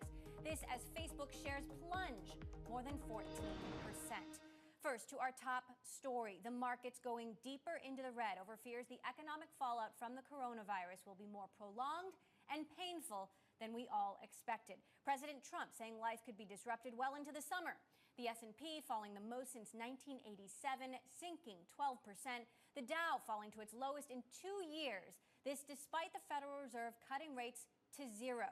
For more, I want to get to Romain Bostick, co-host of Bloomberg's What'd You Miss? So Romain, it's hard to figure out what to focus on. So much red everywhere. Break it down for us. Yeah, so I mean, it's pretty much a day full of superlatives. I mean, you talk about the response with regards to that monetary policy. What you have today, really, Emily, is a market that has basically figured out that what is ailing the U.S. economy and potentially the global economy isn't going to be solved through monetary measures alone. Today, you saw the Dow Jones Industrial Average and the S&P 500 have their worst single-day percentage drop since Black Monday back in 1987. And as far as tech stocks, you look at the Nasdaq Composite and you look at small caps, the Russell 2000, they had their worst days on a percentage basis on record. So this is basically a market that is now already pricing in what is effectively a technical recession with the anticipation that we are going to see a fundamental recession once we start to actually see that economic data, Emily. And we've talked to a lot of economists, Carmen Reinhart today, Alan Blinder last week, a lot of big names who were around during the financial crisis in 08. They were around during long-term capital management. They were there back during the dot-com bubble, and they've all said there's really no precedent for what we're going through now. This is a demand sort of bust that you're looking at right now. People are staying home. They're not going to work. They're not really buying anything that isn't essential to their sort of day-to-day survival. And this is something, again, you would have to go back at least to the Great Depression to find anything sort of equivalent to it, but definitely nothing in the modern era, Emily. Order meantime, submitted. Romain, the president's Order remarks submitted. becoming Order submitted. grimmer. How much Order submitted. Order submitted. Order submitted. Order submitted. Facebook shares Order plunged submitted. with the rest of the market Order today, submitted. closing down a whopping 14%.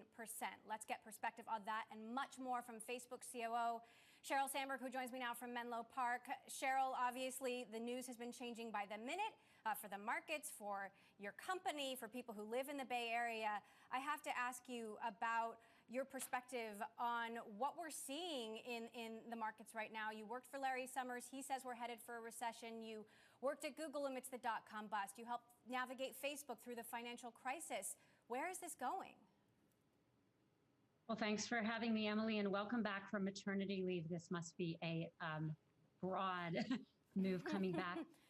You know, look, these are unprecedented times and these are scary times. And of course, it's not going to be business as usual for any business. So we're all watching this carefully. You know, at Facebook, we're really focused on not just ourselves, but really the small businesses that use our platform, because this can be just devastating for small business. We rolled out last week a Business Hub, trying to help small businesses connect with people online. Some of them are able to replace some of their brick and mortar walk-in business with some online. Other people are working hard to keep the lights on. And we want to help support that because the impact to small businesses is going to be very serious and very real, and people need jobs. Facebook's headquarters are in the Bay Area. We're going into a Bay Area-wide shelter-in-place order tomorrow. What does this mean for Facebook? How are you handling this? We've already been aggressively pushing people to work from home. Any job that can be home is home. For contractors, we're paying whether or not they're sick, if their work, can be done anywhere. And for the critical jobs where we still have people coming into the office, we're getting as much of that home as possible. And we're working on reducing the size of the population there just so we can keep our services up, protect our people who are working for us, but also keep providing the services we provide all around the world, which we think are increasingly important in this time when people are socially isolated. We're seeing more people turn to our products, especially video chat and messaging products, so that they can stay connected. Schools across the country are closed, and you are launching a massive initiative to help feed families in the local area. A lot of people don't realize that families depend on schools for hot meals. Talk to us about this effort, what it involves, and how other people can join you. Well, thanks for asking, Emily. This is so important. So food insecurity is a major issue in this country. 1 in 8 children in America doesn't know where their next meal is coming from, and 1 in 3 in Silicon Valley. So this is something I've been working on for a very long time. And then just a few days ago, my fiance and I helped Second Harvest, our local food bank, launch the COVID-19 emergency fund to feed families. A small group of families got together and started this off with a $6 million group donation. And then we've gone out to our donors and to Facebook. My Facebook fundraiser has raised almost $200,000 in just a few days. And I think people realize a lot of kids, 30 million children in this country, get 10 out of 21 meals at school at a free and reduced basis. And so we need to help these families replace that food. There is a food bank in every local area. You can go to Feeding America and find yours. But I would just love to see people launch Facebook fundraisers or any way we can support people, because it's not just health risk people have. It's a very serious risk of meeting basic needs. And food, of all things right now, is something people desperately need and people are really worried about getting. Speaking about needs, people are desperate for information, and the coronavirus seems to present a unique opportunity for people to panic and people to seed misinformation. Everything from fake cures to who created the coronavirus, or that this is a media-inspired fantasy. When it comes to politicians, when it comes to celebrities or influencers on Facebook or Instagram, how are you handling potential misinformation or misleading claims at a time when we are in the middle of a public health crisis? Well, we're responding to this with all hands on deck. We are taking down any harmful misinformation on the coronavirus. We're working with WHO very closely and directly, taking down things they think are harmful right away, working with local health ministries. We're trying to get good information out to people. Tom, my fiance, and I, we just did, asked by the WHO director, a hand washing video. And we're asking celebrities across Facebook and Instagram, anyone with a big following, to share good information. So it's about taking down the bad and about getting out the good. We're also partnering with the UN Foundation and the WHO to launch a COVID response fund for them. We have a $10 million match. We've already raised $3 million on Facebook, and we're going to do our match whether or not we hit it, but we really hope people will jump in. And we're going to do the same for the CDC coming very soon.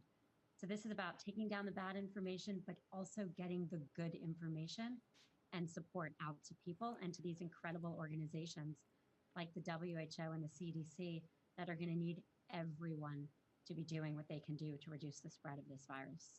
What about misinformation in private groups where sometimes some of the most critical misinformation resides, and a lot of that is medical misinformation? Is Facebook hands off there when it comes to misinformation in private, but on Facebook?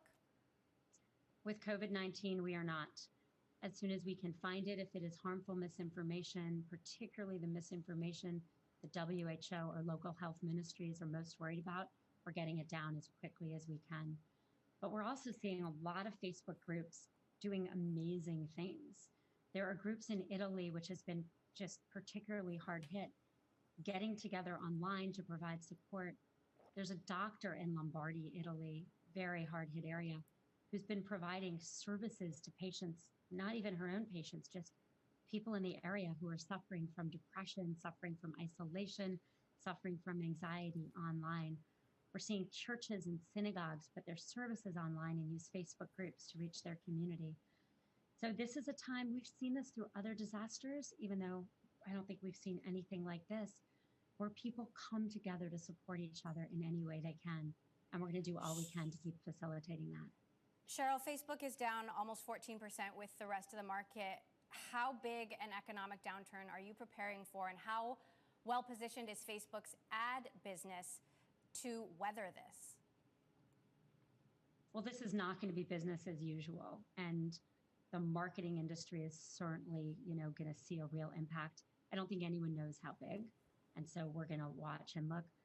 But again, we know that we can keep paying our employees, paying our contractors. We know we can keep the lights on. Whereas so many small businesses around the country and the world do not have that luxury. People are, working paycheck to paycheck. And so that's where we're really focused on our efforts, because that's much more important than anything we could do for our own company. And so you're going to see, we announced the business hub we put out last week, and you're going to see more coming from us, including this week, in big efforts to help small businesses around the world. Meantime, Cheryl, the panic across the country, life being disrupted, not enough testing kits. What do you need from U.S. leadership, from governments around the world to inspire confidence right now? Well, I'm not a health expert, and at Facebook, we are relying very heavily on the health experts. I think it's clear that we need a very strong response from our government, from our health care system. We're going to need a really strong response to help people socially isolate. Any unnecessary contact right now is just avoidable. And we've taken that very seriously at Facebook. And I know my fiance and I have taken that very seriously for ourselves. But we also, know that the government, local, state, national, is going to have a strong economic response, because we're already seeing people suffer. That's why I was so grateful to the people across Silicon Valley who donated to our food bank. I'm already hearing from people around the country who want to set up donations to their food bank. This is serious, and we all have a very deep responsibility to do everything we can to help keep other people safe. And that means cutting down on all of our social activity, anything unnecessary, so that the people on the front line, my sister's a pediatrician, she has to go to work. The more we all stay home when we can, the safer it is for her and other health workers, and also to support people financially through this very serious crisis. Right, and you are matching donations for anyone who joins you in this effort through the Second Harvest of Silicon Valley. Sheryl Sandberg, COO of Facebook, thanks so much for joining us. Meantime, much more ahead. Stay with us. This is Bloomberg.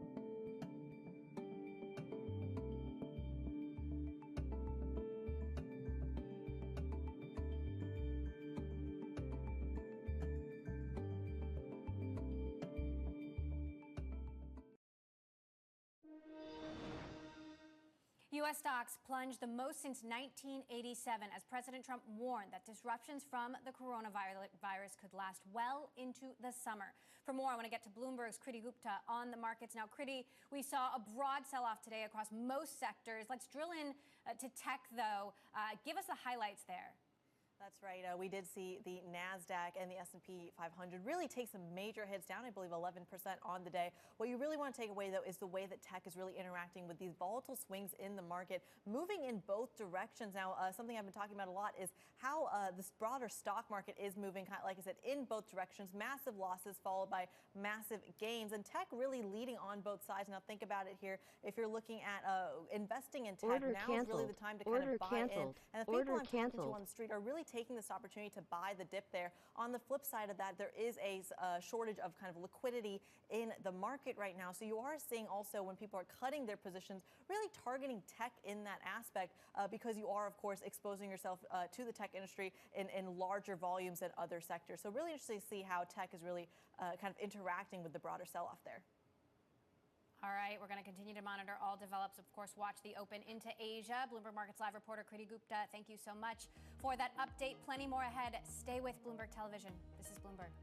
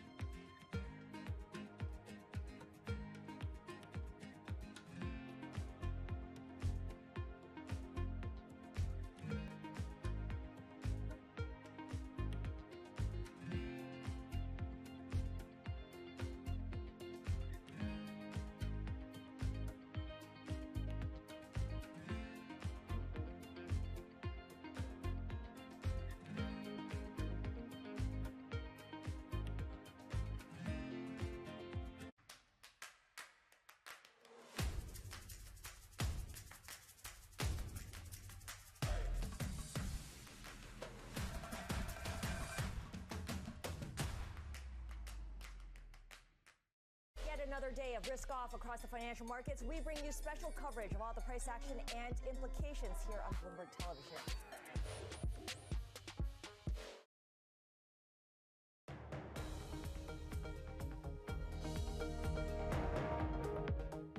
Welcome back to Bloomberg Technology. I'm Emily Chang in San Francisco. Back to the markets. We want to get a read on how equities and bonds did today. And for that, I'm joined by our What You Missed co-anchor, Romaine Bostick. And on the phone, we've got David Schwawell. He is the Chief Investment Officer of Family Management Corporation. David, thank you so much for calling us. Obviously, it's so hard to know where to place your bets at this time and just what you should be preparing for. What are you preparing for as you work your investment strategy out for the next 24 Order hours? submitted. Order submitted. Order That's a great submitted. question, and I think it's just unprecedented times, and every day the news flow is happening so quickly that it's almost hard to keep up with. So I think on a short-term horizon, I think investors are really trying to get a grasp of what the different range of outcomes could be. I think President Trump's announcement today really gave kind of a more realistic framework that, the coronavirus really could be in place until summer, and I think to some degree that might help manage investor expectations going forward of just how long this could last for. So where are you placing your bets? I mean, in terms of shaping your own strategy with so many unknowns, what do you think is the most likely scenario, and how are you operating? I do think that the markets may be getting a little bit ahead of themselves, but it's a very fine line. I think that if you look at corporate bond spreads, we've seen corporate spreads blow out very wide over the past week or two, particularly high yield spreads out probably more than 400 basis points on the year, wider to over 800 basis points. So there's a fine line in corporate America, depending on how long this slowdown or economy screeching to a halt lasts, that you could really put some significant strain on corporate borrowers. So I think that the high yield space could probably still see some pain. I think that investment grade bond spreads are actually fairly attractive right now at a couple hundred basis points wide. It's 200 to 300 basis points wide. So I think there is value there right now.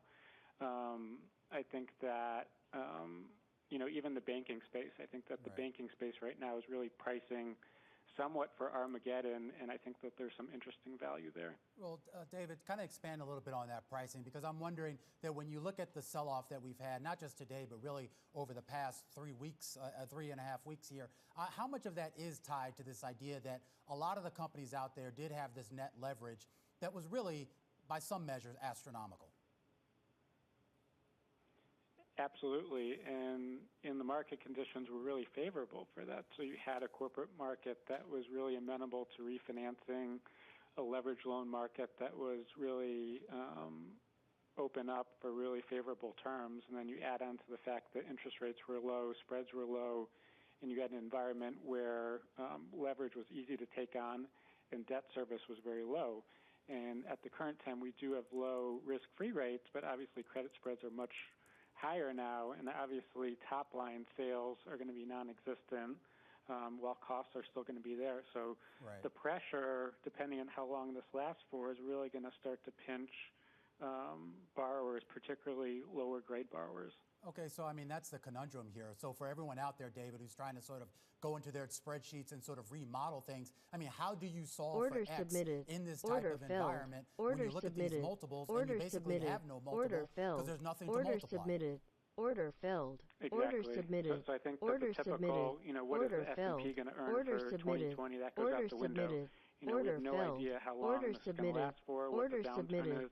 I think within the credit markets, at least in high yield, I think that the markets are kind of pricing for 15 to 20% default at this point, just based on where spreads are and kind of where we're heading. So certainly certain segments are going to be hit harder than others, but I think on a sector-by-sector basis, there are interesting values out there. I know a moment ago I talked about the banking sector, but I think that there's some interesting value out there depending on how things go over the next 6 months.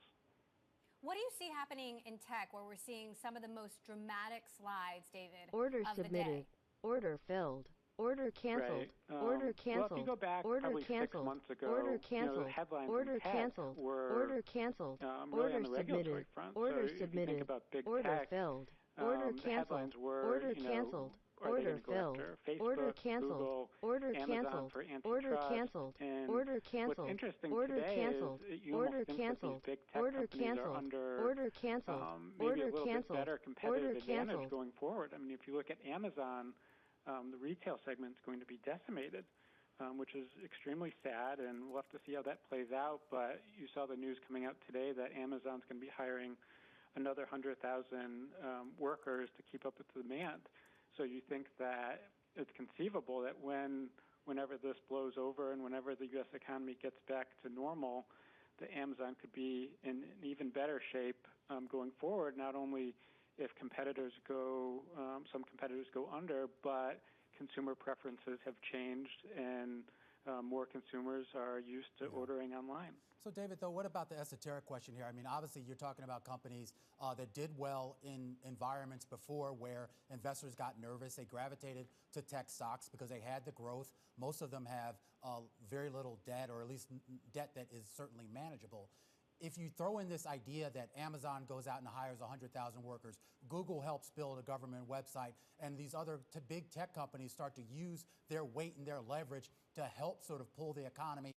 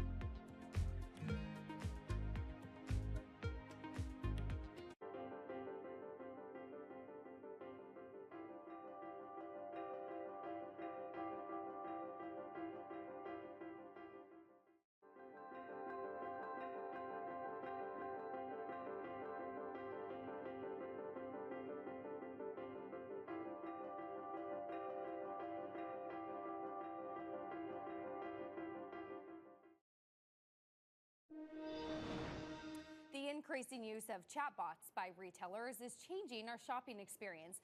LivePerson is one of the companies that are helping brands go conversational to better connect with customers. Joining us now on our Retail Transform series, it is CTO Alex Spinelli, who's also the former global head of Alexa at Amazon. Alex, great to have you. I think the coronavirus has certainly been disrupting all of our consumer behavior. What in this moment do you tell clients? Yeah, actually, thanks for having me. I could not ask for a better person to follow than Jim from Square, because some of the things he talked about are exactly the things that we're seeing. So our tool, we build a conversational cloud which enables businesses to have real-time conversations with their consumers, both AI-driven and human-human. And what we're actually seeing now is a lot of our customers, and these are some of the biggest brands in the world, reaching out to us saying, we actually have to send our contact centers, our call centers, home around the world, and how can you help us actually offer a work-from-home solution? So interestingly, it's not a use case that we've typically looked at. Our solution is fully SaaS, so we're now really excited that we can suddenly help both big businesses maintain the connection to their consumers and also the hourly workers. And Jim mentioned this, how changes might come to hourly workers going home. We can actually help them work from home and continue the continuity of being able to have jobs and service their consumers. So that's kind of the big thing for us right now over the last 2 weeks, is this swarm on, wow, our tools can actually be used to help both businesses and people continue to have some type of normalcy through this crisis. Retail foot traffic last week was down 9%. So it's very clear that consumer behavior continues to shift. This is not a new trend to online. Absolutely. How are you managing that shift now? Apple shares tumbled as the company announced a decision to close all of its retail stores outside China due to the coronavirus pandemic. At current levels, the stock has lost more than a fifth of its value from a record hit just last month. For more, I want to bring in Bloomberg Tech's Mark Gurman, who joins us on the phone from LA and, of course, covers Apple for us. So, Mark, Apple announcing these closures over the weekend and today falling with the rest of the market, though certainly has felt some pain from having to close its China stores earlier this year. What's the latest on Apple's approach here? Latest on Apple's approach, what you saw was an 11:30 p.m. announcement on a Friday night about this. This announcement, I was actually, up waiting for something like this because their work at home had expired on Friday, so there was clearly something coming. But this was a big surprise. This is Tim Cook taking leadership here and closing about 460 stores outside of China. They have one of the biggest global footprints of any singular retail brand. And, they really had no choice here. Obviously, there's liability issues. But if you think about what an Apple store is, you have foot traffic of millions of people a month coming into these stores, trying on Apple Watches, putting AirPods in their ears, playing with iPhones, using iPads and laptops and desktops. So many people touching these products, interacting with it. This was potentially a breeding ground for this virus to spread in very high population areas with lots of cases. So they really had no choice but to do this. And of course, it was a difficult decision, but I think the right thing to do. Apple, not the only retailer doing this, but obviously one of the biggest, if not the biggest retailer in the world. What does this mean for the business going forward, given that these devices drive their revenue? Yeah, this is a big deal, I think, from a marketing standpoint and a visual standpoint and a headline and news and us talking about it standpoint. But at the end of the day, we're probably talking about, if this does indeed end in 11 days from now as it's scheduled, I would say a $3 billion revenue loss at max.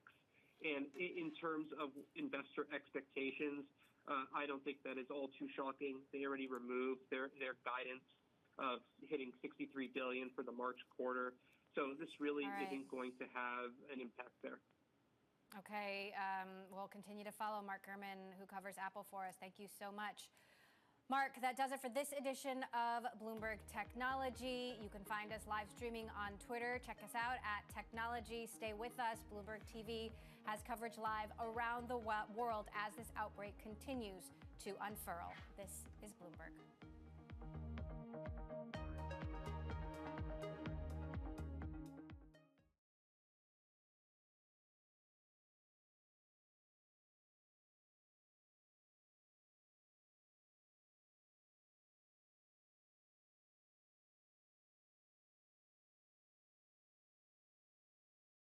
Order filled. Order submitted. Order submitted.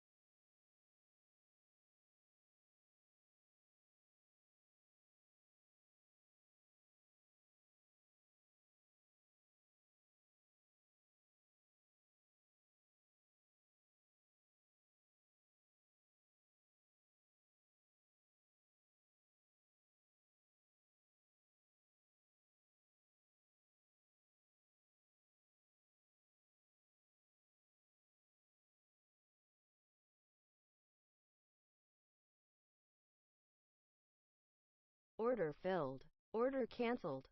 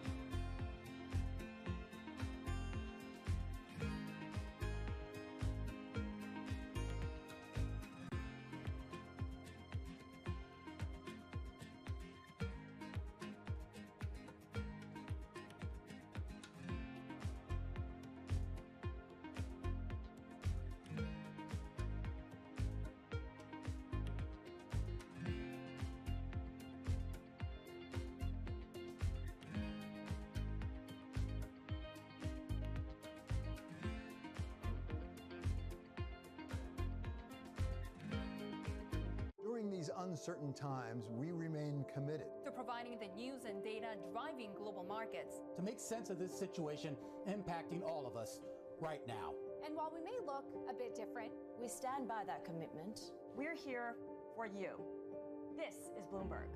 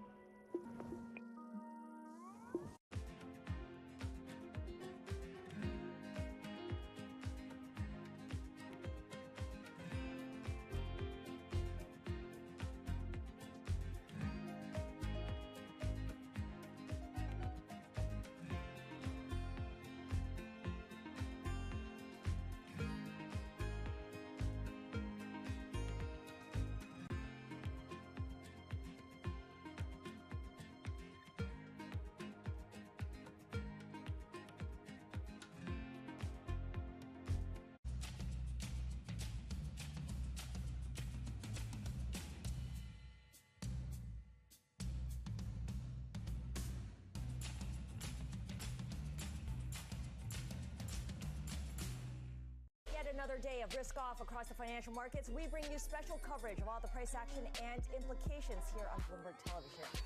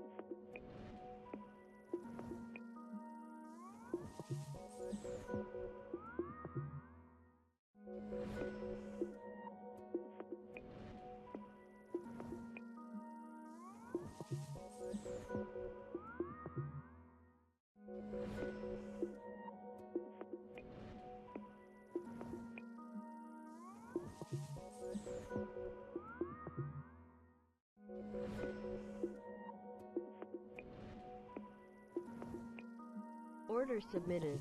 Order submitted. Order canceled. Order submitted. Order canceled.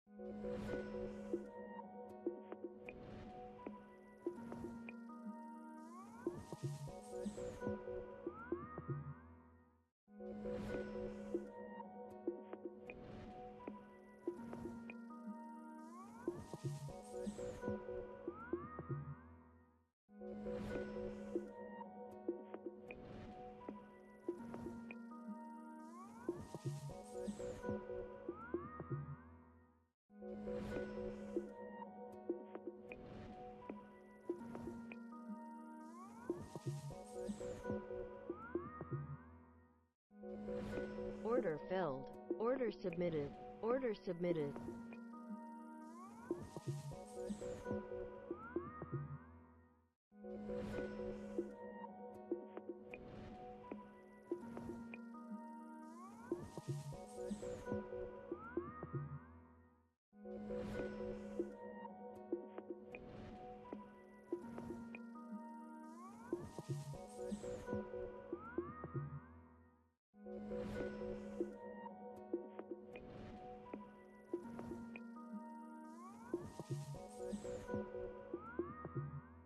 Order filled. Order submitted. Order submitted. Order filled. Order submitted. Order submitted.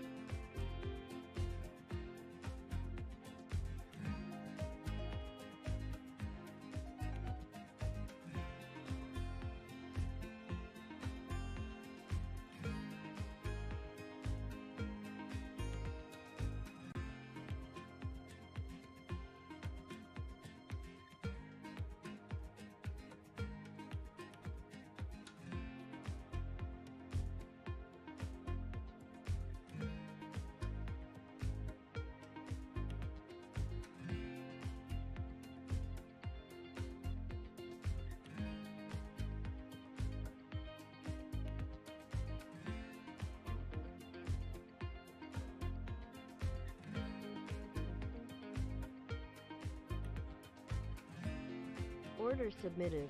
Order filled. Order canceled. Order canceled. Order canceled. Order canceled. Order canceled. Order canceled.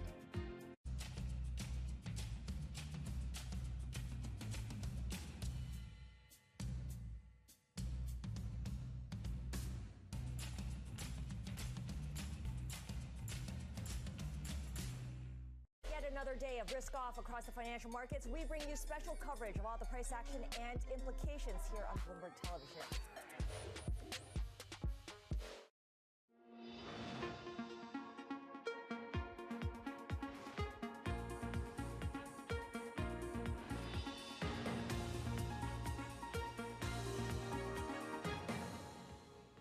Phase 2, President Trump intensifies his push to reopen the country, saying Americans should begin returning to their everyday lives, even if it leads to more sickness and death. The ECB stands by its inflation mandate after a German court ruling on its QE program. Bond investors express concern about the central bank stimulus. And sales surge at Novo Nordisk as patients snap up diabetes medication ahead of the lockdown. The chief executive tells us about stockpiling. Well, good morning, good afternoon, good evening, everyone. This is Bloomberg Surveillance. As always, Tom and Francine, as always, it seems, working from home. Tom, a lot of things going on in the markets. There has been a bit of movement on yuan offshore. This has to do with trade tensions between the US and China. I'm still trying to figure out exactly what that German court ruling means for the ECB, whether it's a positive because they can, adjust it or make something out of it, or whether it's the beginning of troublesome things ahead when it comes to possibly the PEP program as well. And then tomorrow we'll look at the Bank of England with Andrew Bailey telling us what he sees the economy doing, Tom. Well, it's wonderful to have Howard Davies with us and then Robert Skidelsky. This is just an extraordinary hour, folks, particularly to look at the fabric of Europe and the European model. The disinflation dynamics, Francine, have dramatically rolled over in the last 48 hours, clearly somewhat off the German ruling. There's no question about that. And you see it expressed right now, Francine, with ever stronger yen versus euro. The disinflation wins in the air, just extraordinary. Yeah, on the UK, I would also mention the Chancellor yesterday was suggesting that actually furlough needs to be ended sooner rather than later because people become addicted to it. Now let's get straight to the Bloomberg First Word News in New York City is Ritika Gupta. Hi, Ritika. Hi, Francine. President Trump is ramping up his push to reopen the country. He says Americans should begin returning to their everyday lives, even if that leads to more sickness and death from the pandemic. The president spoke in Phoenix. He may disband the White House task force that has been steering the government's response to the outbreak. A grim milestone for the UK. Its coronavirus death toll has now surpassed Italy's. That makes it the worst hit country in Europe. There are more than 29,000 confirmed coronavirus deaths. In the UK, Prime Minister Boris Johnson ordered a national lockdown at a later stage than other countries. And another sign of how the coronavirus has brought the economy to a sudden halt. Factory orders in Germany plunged 15.6% in March. That's the most since data collection began almost 3 decades ago. Germany is a manufacturing powerhouse, and it's been especially affected by factory closures, supply chain disruptions, and a lack of demand. And Supreme Court Justice Ruth Bader Ginsburg has been hospitalized. The court says that she has a benign gallbladder condition and won't be released for a day or two. Bader is 87 and is the oldest justice on the court. She plans to take part in 2 arguments today that are being conducted by telephone. Global news, 24 hours a day on air and on Quick Take by Bloomberg, powered by more than 2,700 journalists and analysts in more than 120 countries. I'm Ritika Gupta. This is Bloomberg. Francine, Tom. Ritika, thanks so much. Greatly appreciate that. Equities, bonds, currencies, commodities. I'm going to get right to it. Euro yen showing stronger yen, weaker euro, and frankly, weaker euro everywhere. It's just fractional, but nevertheless, the impulse is there, really showing that slowdown. And again, the headlines just coming out indicating a negative 9% GDP on some of these smaller countries, the peripheral countries, if you will, in Europe. Equities, the show continues. Up we go with the VIX in. Francine? Tom, I'm looking at European stocks, and they're pretty much drifting. So I think we had some pretty bad economic data, and we had some mixed corporate earnings. The dollar climbing, treasuries pretty much steady. Now let's get straight to our guest. He's Howard Davies. He's chairman of RBS. Sir Howard, we have so many questions and unfortunately a limited amount of time. So let me start with maybe the most pressing one, which is we're in a phase 1. We'll find out by the UK government exactly how long the lockdown lasts. So we heard from the Chancellor about furloughs. When are you planning to bring your people back to work? When does the phase 2 start for RBS? Will people be willing to go back to work? Well, we don't yet know. We're obviously planning for a number of different possibilities, but we're hoping to hear something from the Prime Minister on Sunday, which will give us an idea of what we will be allowed and recommended to do. I mean, I think in our case, the working at home has worked pretty well for most parts of the bank, but clearly there are challenges in the trading room. We have some people who are there. And it looks as if trading floors will have to be much less well populated than before. So we're looking at using another location to add to our capacity. So we've got a lot of contingency plans, but I'm afraid we're still lacking any clarity about what the government's intentions are. So until then, their contingency is not actually real plans that we're going to press the button on straight away. Are you confident that the government and also the Bank of England have done enough so far to support businesses, big ones and small ones? I think there's three answers to that. One, Bank of England, I would say, have done what they can do. We'll see if they've got anything more to offer tomorrow, but I'm not sure personally that another bout of QE beyond what they've already announced would be particularly useful. The bank have put interest rates down to 10 basis points. I hope they stay there. As far as the government's concerned, I think there's two things. One is the detailed loan schemes, and they have done a lot there. We've got this Corona business interruption loan scheme, and we're pushing money out very rapidly on that. There's now a very small business one, which is more or less a kind of automatic 100% guaranteed loan. That's moving rapidly. I think that the other side of it, though, is that it's fine to push this money out the door in order to bridge people to the other side of a recession, and the assumption is that we're facing a V-shaped recession. But the longer the lockdown lasts, and without any positive news about how it might be released, then I think businesses will draw their own conclusions, and they'll often be rather pessimistic conclusions. So I think that it's that third area of giving some view of a track out of this that is now the most important priority. Sir Howard, wonderful to have you with us today. We've certainly seen the politicians testing the message over the last 40 hours, whether Chancellor Merkel or certainly President Trump in Arizona as well. I want you to take your summed knowledge of your modern history at Oxford, your tenure at the London School of Economics, and tell us what 20% unemployment means. I think it's just a number that's thrown out there now. We're going to see that on Friday in the United States. What exactly to our viewers and our listeners does unemployment of that magnitude signal? Yeah, I have lived through periods of pretty high unemployment, perhaps not 20%.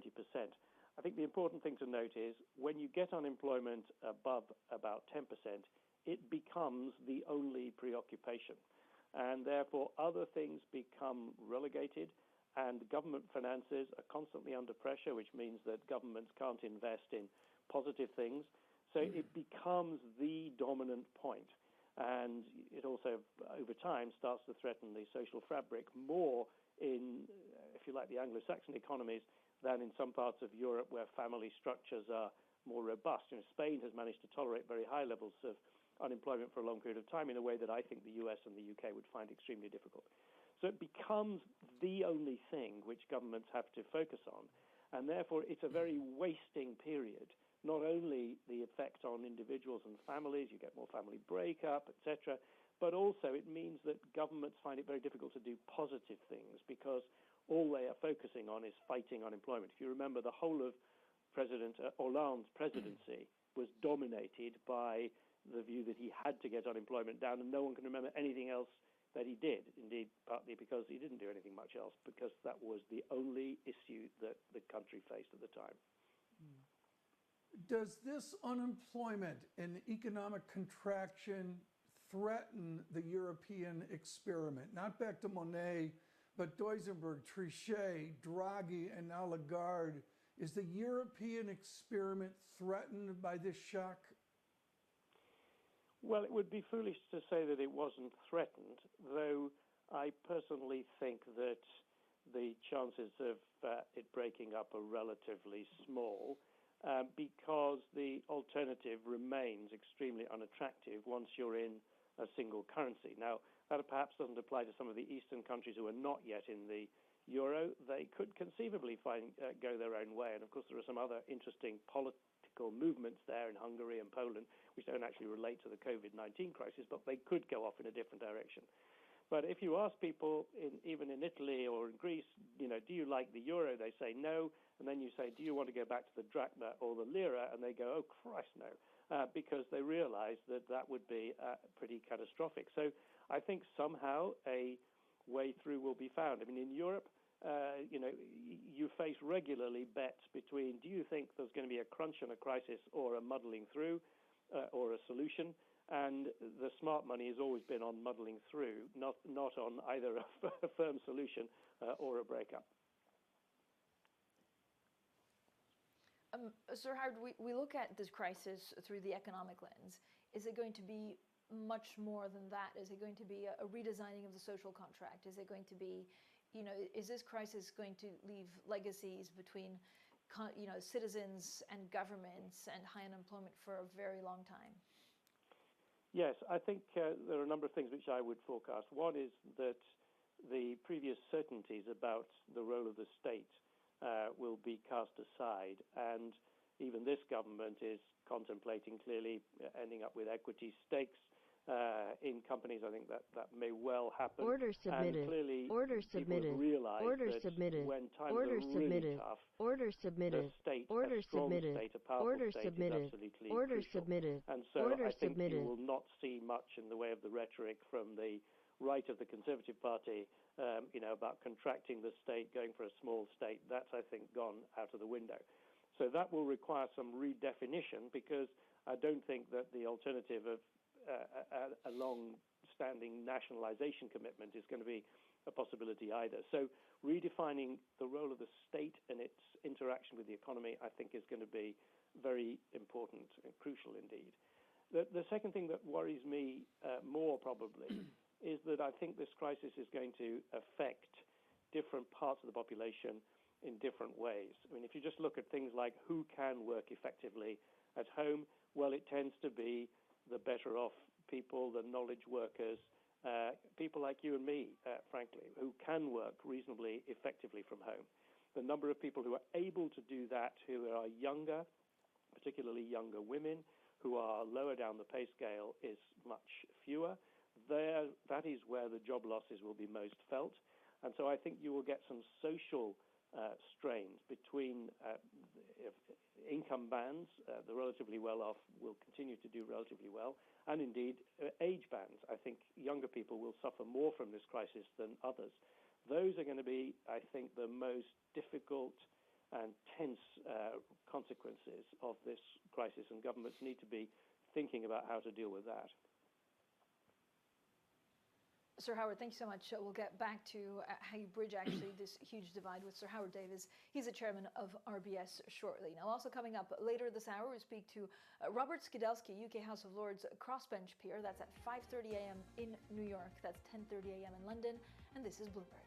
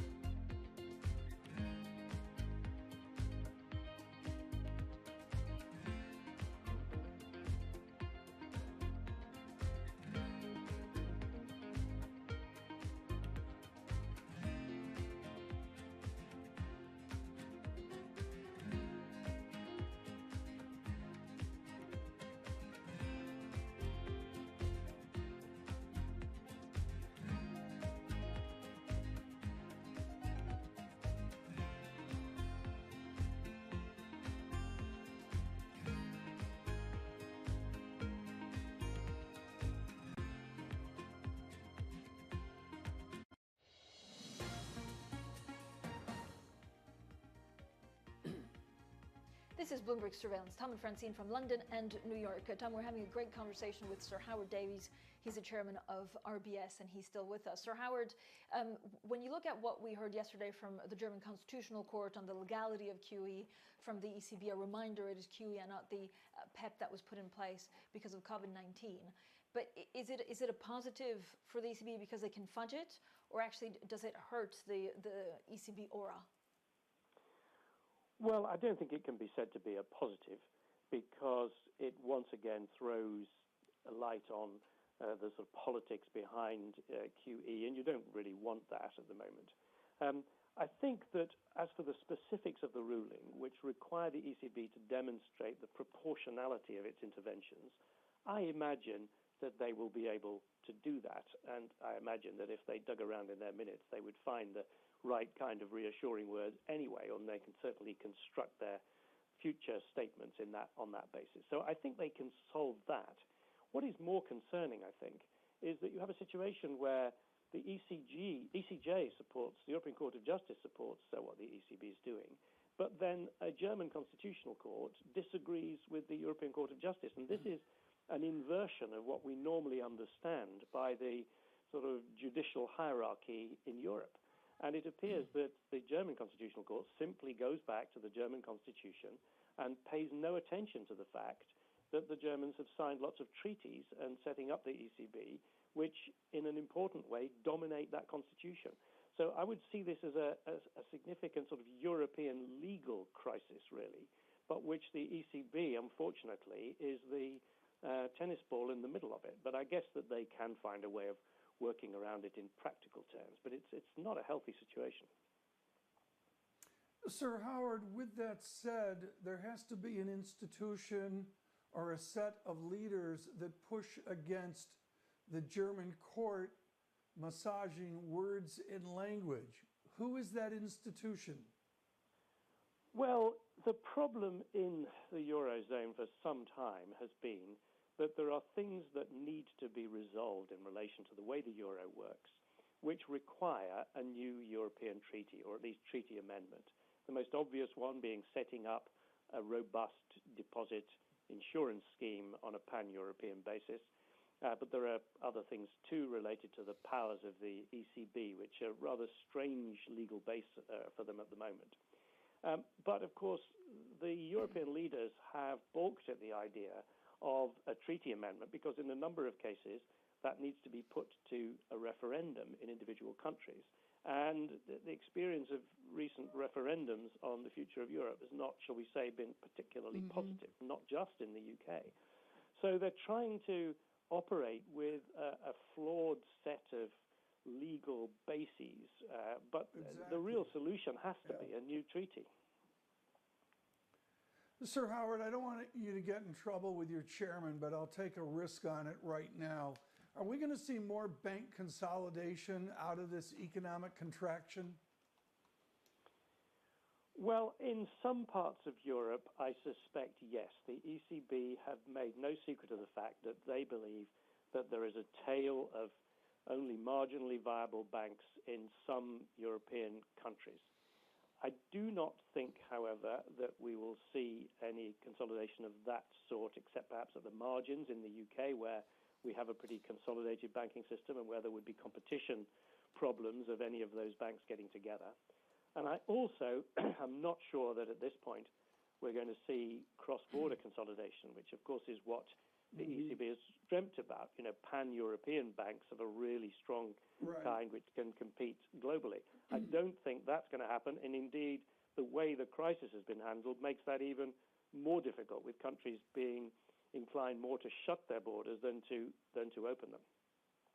Well, he is decidedly the chairman of the Royal Bank of Scotland, RBS. Howard Davies, of course, for years with the London School of Economics. We'll migrate from LSE, through Warwick and Skidelsky here, onto an important conversation, the 11 o'clock hour, hugely timely, on this unemployment in America with the laureate, Paul Krugman. Please stay with us with Futures Higher. This is Bloomberg.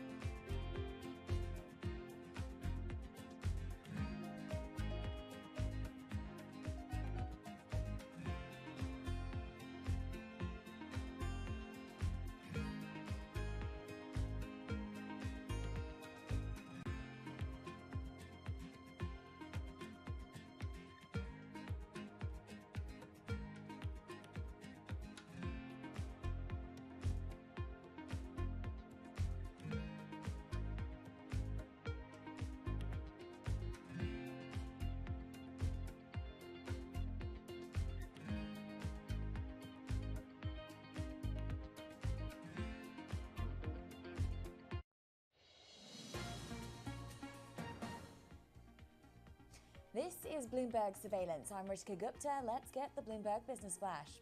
Investors in Disney got a glimpse of how bad the coronavirus outbreak will be for the world's largest entertainment company.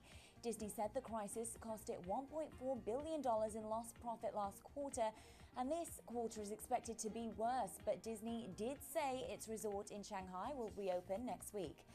BMW is joining other automakers in lowering its profit outlook for the year. It says the fallout from the coronavirus is lasting longer than expected. BMW predicts the second quarter will be worse than the first. Earlier this week, German Chancellor Angela Merkel dashed the company's hopes for immediate car buying subsidies. U.S. antitrust regulators have signed off on a $63 billion deal that have cleared the way for AbbVie to acquire Botox maker Allergan. The company has agreed to resolve concerns about competition by selling 2 products to Nestlé. They also gave AstraZeneca the rights to a treatment for Crohn's disease that's being developed. And that's the Bloomberg Business Flash. Tom, Francine.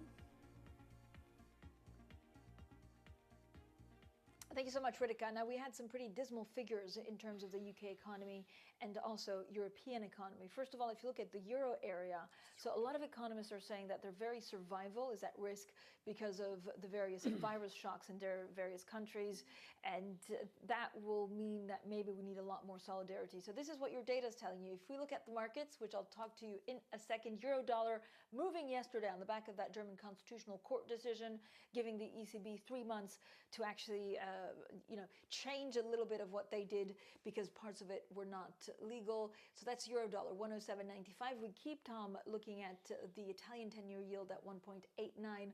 Crude pretty much stabilizing, but actually there's quite a lot going on with yuan offshore. I'll get to that in a second, Tom. Very good. Yields higher as well. And I really want to point out euro yen is a huge litmus paper, if you will, on strong yen, weaker euro, though you don't see it expressed so much in Swiss franc as well. This will be an extraordinarily difficult 3 days for the labor economy of America. No one affected as much as the auto industry. A conversation with the CFO of General Motors Corporation. We do that later. Stay with us. This is Bloomberg.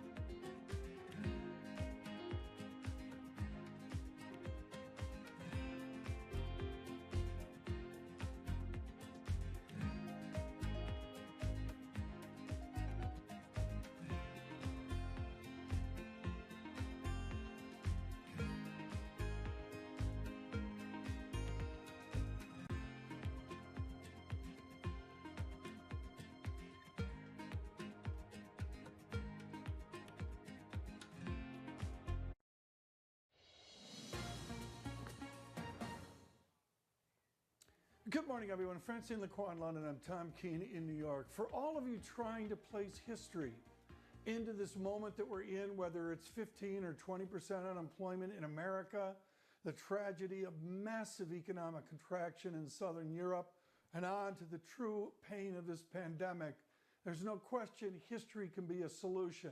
And there is no one, indeed no one in economics, who defines our historical study like Robert Skidelsky. There's the definitive 3 volumes on John Maynard Keynes, but far more importantly, and I've got to look down here to give you the honor of the title, Politicians and the Slump, from a few years ago, as Robert Skidelsky looked back at the Great Depression. Lord Skidelsky joins us this morning. Lord Skidelsky, this is an exceptional moment. Why is this moment not the Great Depression?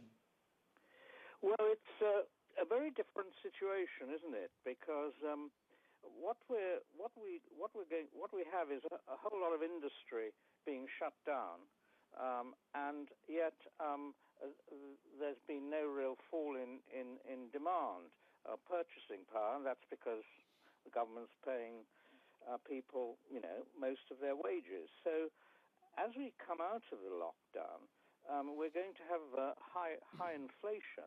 I mean, in other words, this is going to be a depression and inflation at the same time, or an inflationary depression, if you like, which is very, very unusual. I mean, it's a bit like what we had in the 1970s when we had something called stagflation, high unemployment and inflation at the same time, because supply has fallen, obviously, but demand hasn't fallen nearly as much. And so when we come out of the lock-up, we're going to have people are going to buy a lot more than they are at the moment. Lord Skidelsky, I believe you're familiar with the phrase, when the facts change, I change. We're changing all right now. The Chancellor of the Exchequer in the United Kingdom is just looking at the constraints of government assistance directly for wage support, etc. What is your counsel to the Prime Minister you dislike so much? What would you say to Prime Minister Johnson right now to assist the people of the United Kingdom?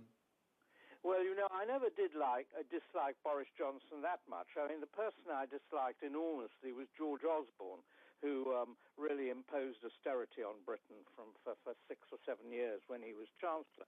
And that's contributed to huge lack of capacity, medical capacity, particularly to deal with the virus. But what I'd say to Johnson is, I think you've got to ease up a bit. A lot of policy, or most policy, is driven by medical science. The medical scientists disagree, and so governments have to make their own decision and balance the harm they're doing. The lockdown is doing the economy, as against the risk of higher fatalities. And I think at the moment we're being perhaps overcautious, and we should be easing up more in order to protect the economy, because the fatalities from the virus are actually a very, very tiny proportion of the number of people who get it. But Lord Skidelsky, do you think, if we go back to the economy of it, do you think austerity globally is being repudiated and will further be repudiated because of this pandemic? Well, of course, all governments have to support their economies in this period. But what concerns me very, very much is that we don't exit this with a fiscal system that is in complete disarray. In other words, what we have to secure is that we have a robust fiscal system for the future, one that isn't tied down by artificial fiscal rules, but one which doesn't simply react to political needs with splurges of spending. And if it's at all true that this will be an inflationary recession, we have to find a way of dealing with inflation further down the line, as well as supporting the economy in the short run. So it's very, very, very complicated. Yeah, so we need to talk about inflation, but first of all, how should the UK pay for this rescue package? So austerity also led to cuts amongst NHS and people on the front line. Is the only way now to raise taxes in the UK? Not immediately. In the end, we'll pay for it. I mean, we'll pay for it in any case, and the government will just print the money to pay for it. But in the longer run, we probably have to raise taxes, or we'll pay for it by a higher inflation rate.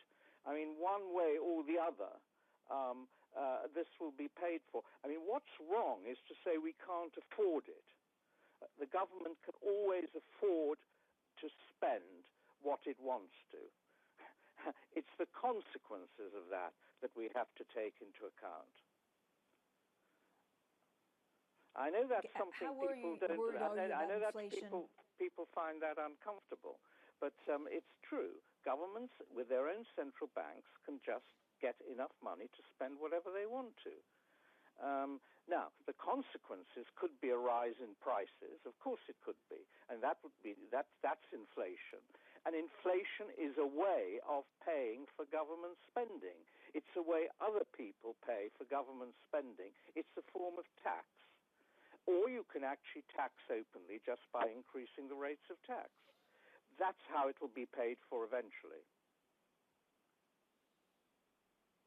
Okay, how concerned are you about inflation? And if it comes up all of a sudden, this could be extremely painful. Well, in the long run, in the long run, by which I mean as we come out of the lockdown, we don't know how long the lockdown is going to last, but as things get back to normal, you will have had a lot of purchasing power, which has been, used to be called pent-up demand, because people haven't had anything much to spend their money on, and suddenly the shops all reopen, and there's going to be a lot of spending. Because people will have, over this period, been paid most of their wages, and then you'll get inflation. So that will start rising, but at the same time, unemployment will then be increasing. So you have something we haven't had really in a big way ever, and that's the novelty of the thing, an inflationary depression. Well, it will be interesting. Lord Skidelsky, thank you so much for joining us. He is an author. Now with our first word news in New York City, here's Ritika Gupta. Thanks, Tom. President Trump is preparing for what he calls phase 2 of the U.S. response to the coronavirus. He told a crowd in Phoenix that Americans should start returning to their everyday lives, even if that leads to more sickness and death. The president's also considering disbanding his coronavirus task force. That's the band of experts that has steered the government policy so far. China is firing back at U.S. Secretary of State Mike Pompeo. Beijing says Pompeo has no evidence for his claim that the coronavirus escaped from a lab in the city of Wuhan. China's foreign ministry called the attacks part of an election year strategy. A spokeswoman pointed out that the WHO says the virus could not be man-made. House Speaker Nancy Pelosi wants Democrats to move first when it comes to the next stimulus package. She's looking for leverage in negotiations with Senate Republicans. The GOP is trying to put the brakes on any new round of expansive aid. For Democrats, the priority in the next package will be money for state and local governments.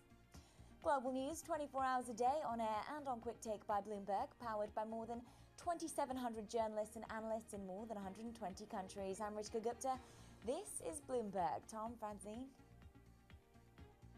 Ritika, thanks so much. We're going to continue with Lord Skidelsky. Really looking forward to his perspective on these historic times. Later on, we will look at the international relations of the moment. We can do that Order with Ian canceled. Bremmer of Order Eurasia Group. canceled. Pass the Order noon hour. canceled. Stay with Order us this canceled. Wednesday. Order Of canceled. 3 days Order of jobs canceled. data in Order America. canceled. This is Order Bloomberg. canceled. Order canceled.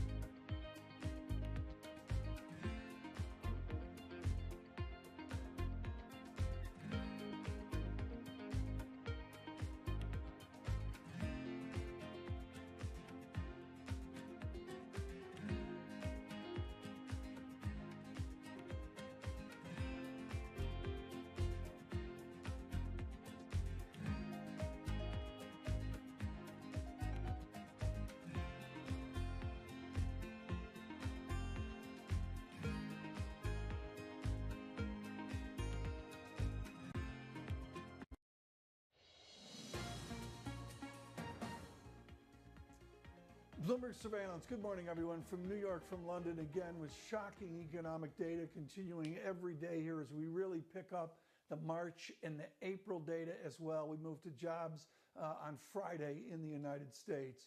We're thrilled to bring you right now Robert Lord Skidelsky of Warwick, of course, an acclaimed author of many, many books. Lord Skidelsky, you wrote a jewel out of the financial crisis, Keynes, The Return of the Master. Right now, everybody in the foxholes is a Keynesian. Everybody is there trying to figure out government support forward. All that's great. How do we pull the government support away 1 year, 2 years, and 5 years down the road? How do we do that in an efficacious manner? Well, the government support should play a part in reviving the economy. I mean, that's how it works. You support the economy in the downturn, and then that support helps the recovery, so that government support falls away naturally. That's to say, if you think of it in terms of a deficit, it falls away, it reduces naturally as revenues increase, as the economy recovers. I mean, that's the basic pattern. I mean, this is, as I said, this is a very complicated case, because what's happening at the moment is the government is paying millions of workers most of their wages to produce nothing. So you're in a situation where as the economy recovers, you're also going to get very high inflation rate, because spending hasn't fallen. Purchasing power hasn't fallen that much. So it's complicated, and we don't know how long the lockdown is going to last. So I'm not going to go into the business of predicting things, Everyone is predicting like mad, and they don't know anything. What will happen to currency? And just as an example for conversation, what will happen to pound sterling? You lived this as you and your parents escaped China at World War II. What would you presume will be the depreciation of pound sterling?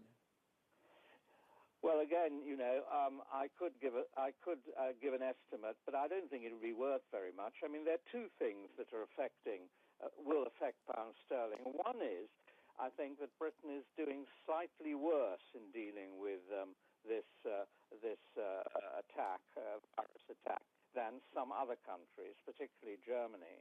And the second is, of course, the uncertainty over Brexit.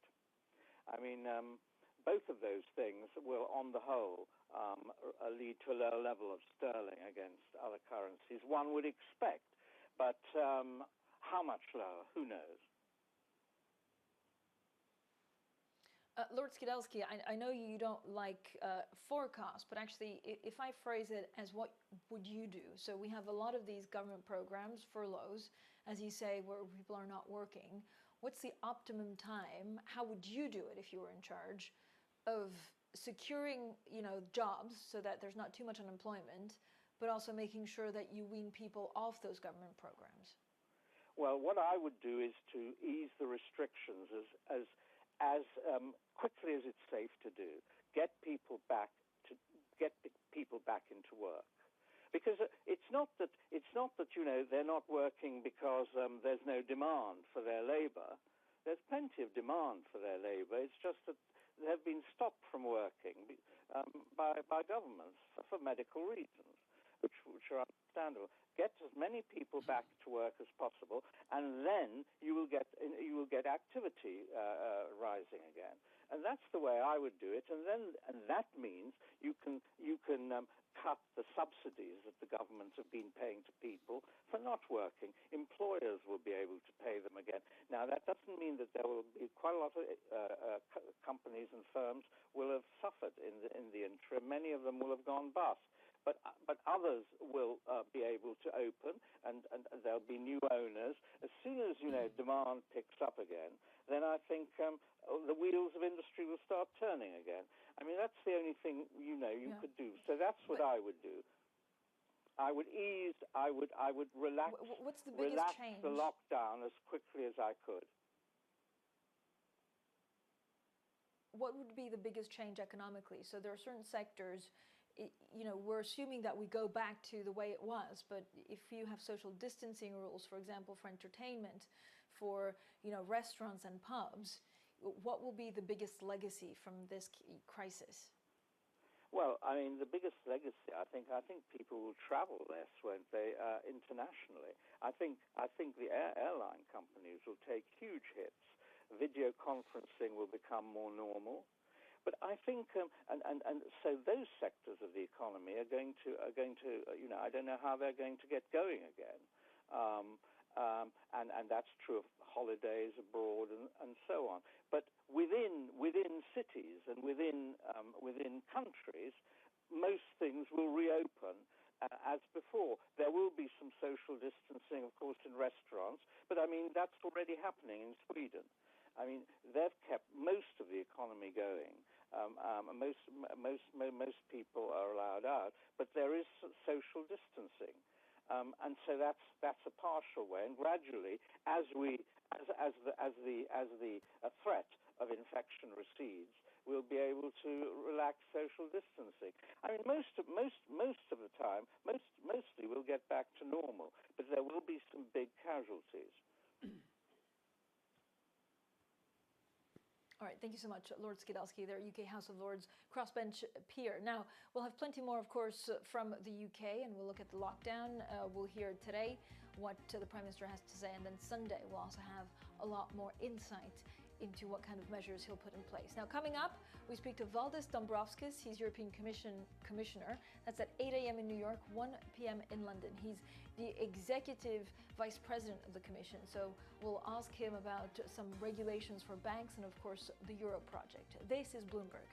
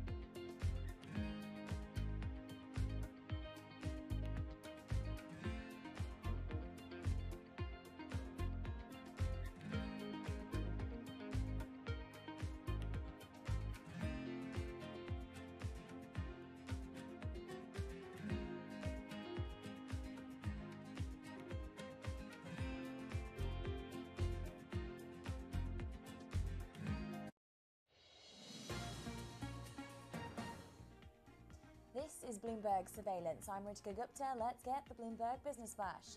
Tesla CEO Elon Musk has cleared the last hurdle to collecting the first chunk of a monster pay award. Musk can now unlock stock options valued at $706 million. That was based on Tesla's market cap, sales, and earnings. If all goes well, Musk could eventually earn more than $50 billion. It's the biggest pay deal between a corporate board and a CEO. Bitcoin is staging a comeback reminiscent of its glory days. The cryptocurrency has rallied to around $9,000 from about $6,000 just a month ago. True believers say the gains are driven by Bitcoin's upcoming halving. That's when the rewards miners receive for processing transactions will be cut in half.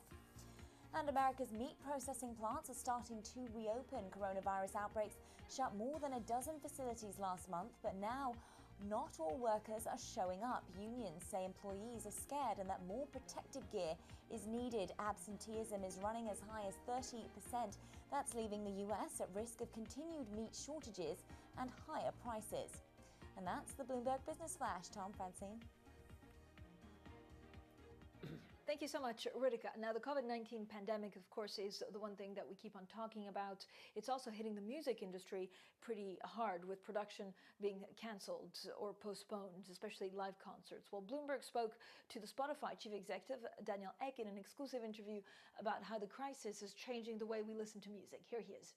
Well, the crazy thing, I think, for us is just how global the business is. So, we're in close to 80 countries around the world. So we're dealing with all these various stages of the pandemic. You have Asia, which is making a near recovery. You had Europe, that's right in the epicenter and was in the epicenter since early March. You have the US, which is kind of right now in the middle of the epicenter, and you have LATAM that will probably enter the epicenter shortly. So we're all in different stages of this epidemic. And what's just fascinating for me has been just seeing how the consumption habits have just shifted overnight. I don't think we've ever seen anything like this since the inception of the company, of just how people changed habits, changed what they're listening to, how they're engaging with that content. So it's just really been responding to this new reality that we're living in, while at the same time making it culturally appropriate. You now have 286 million users, 130 million paying subscribers in 79 markets. How do you expect listening to shift over the next few months?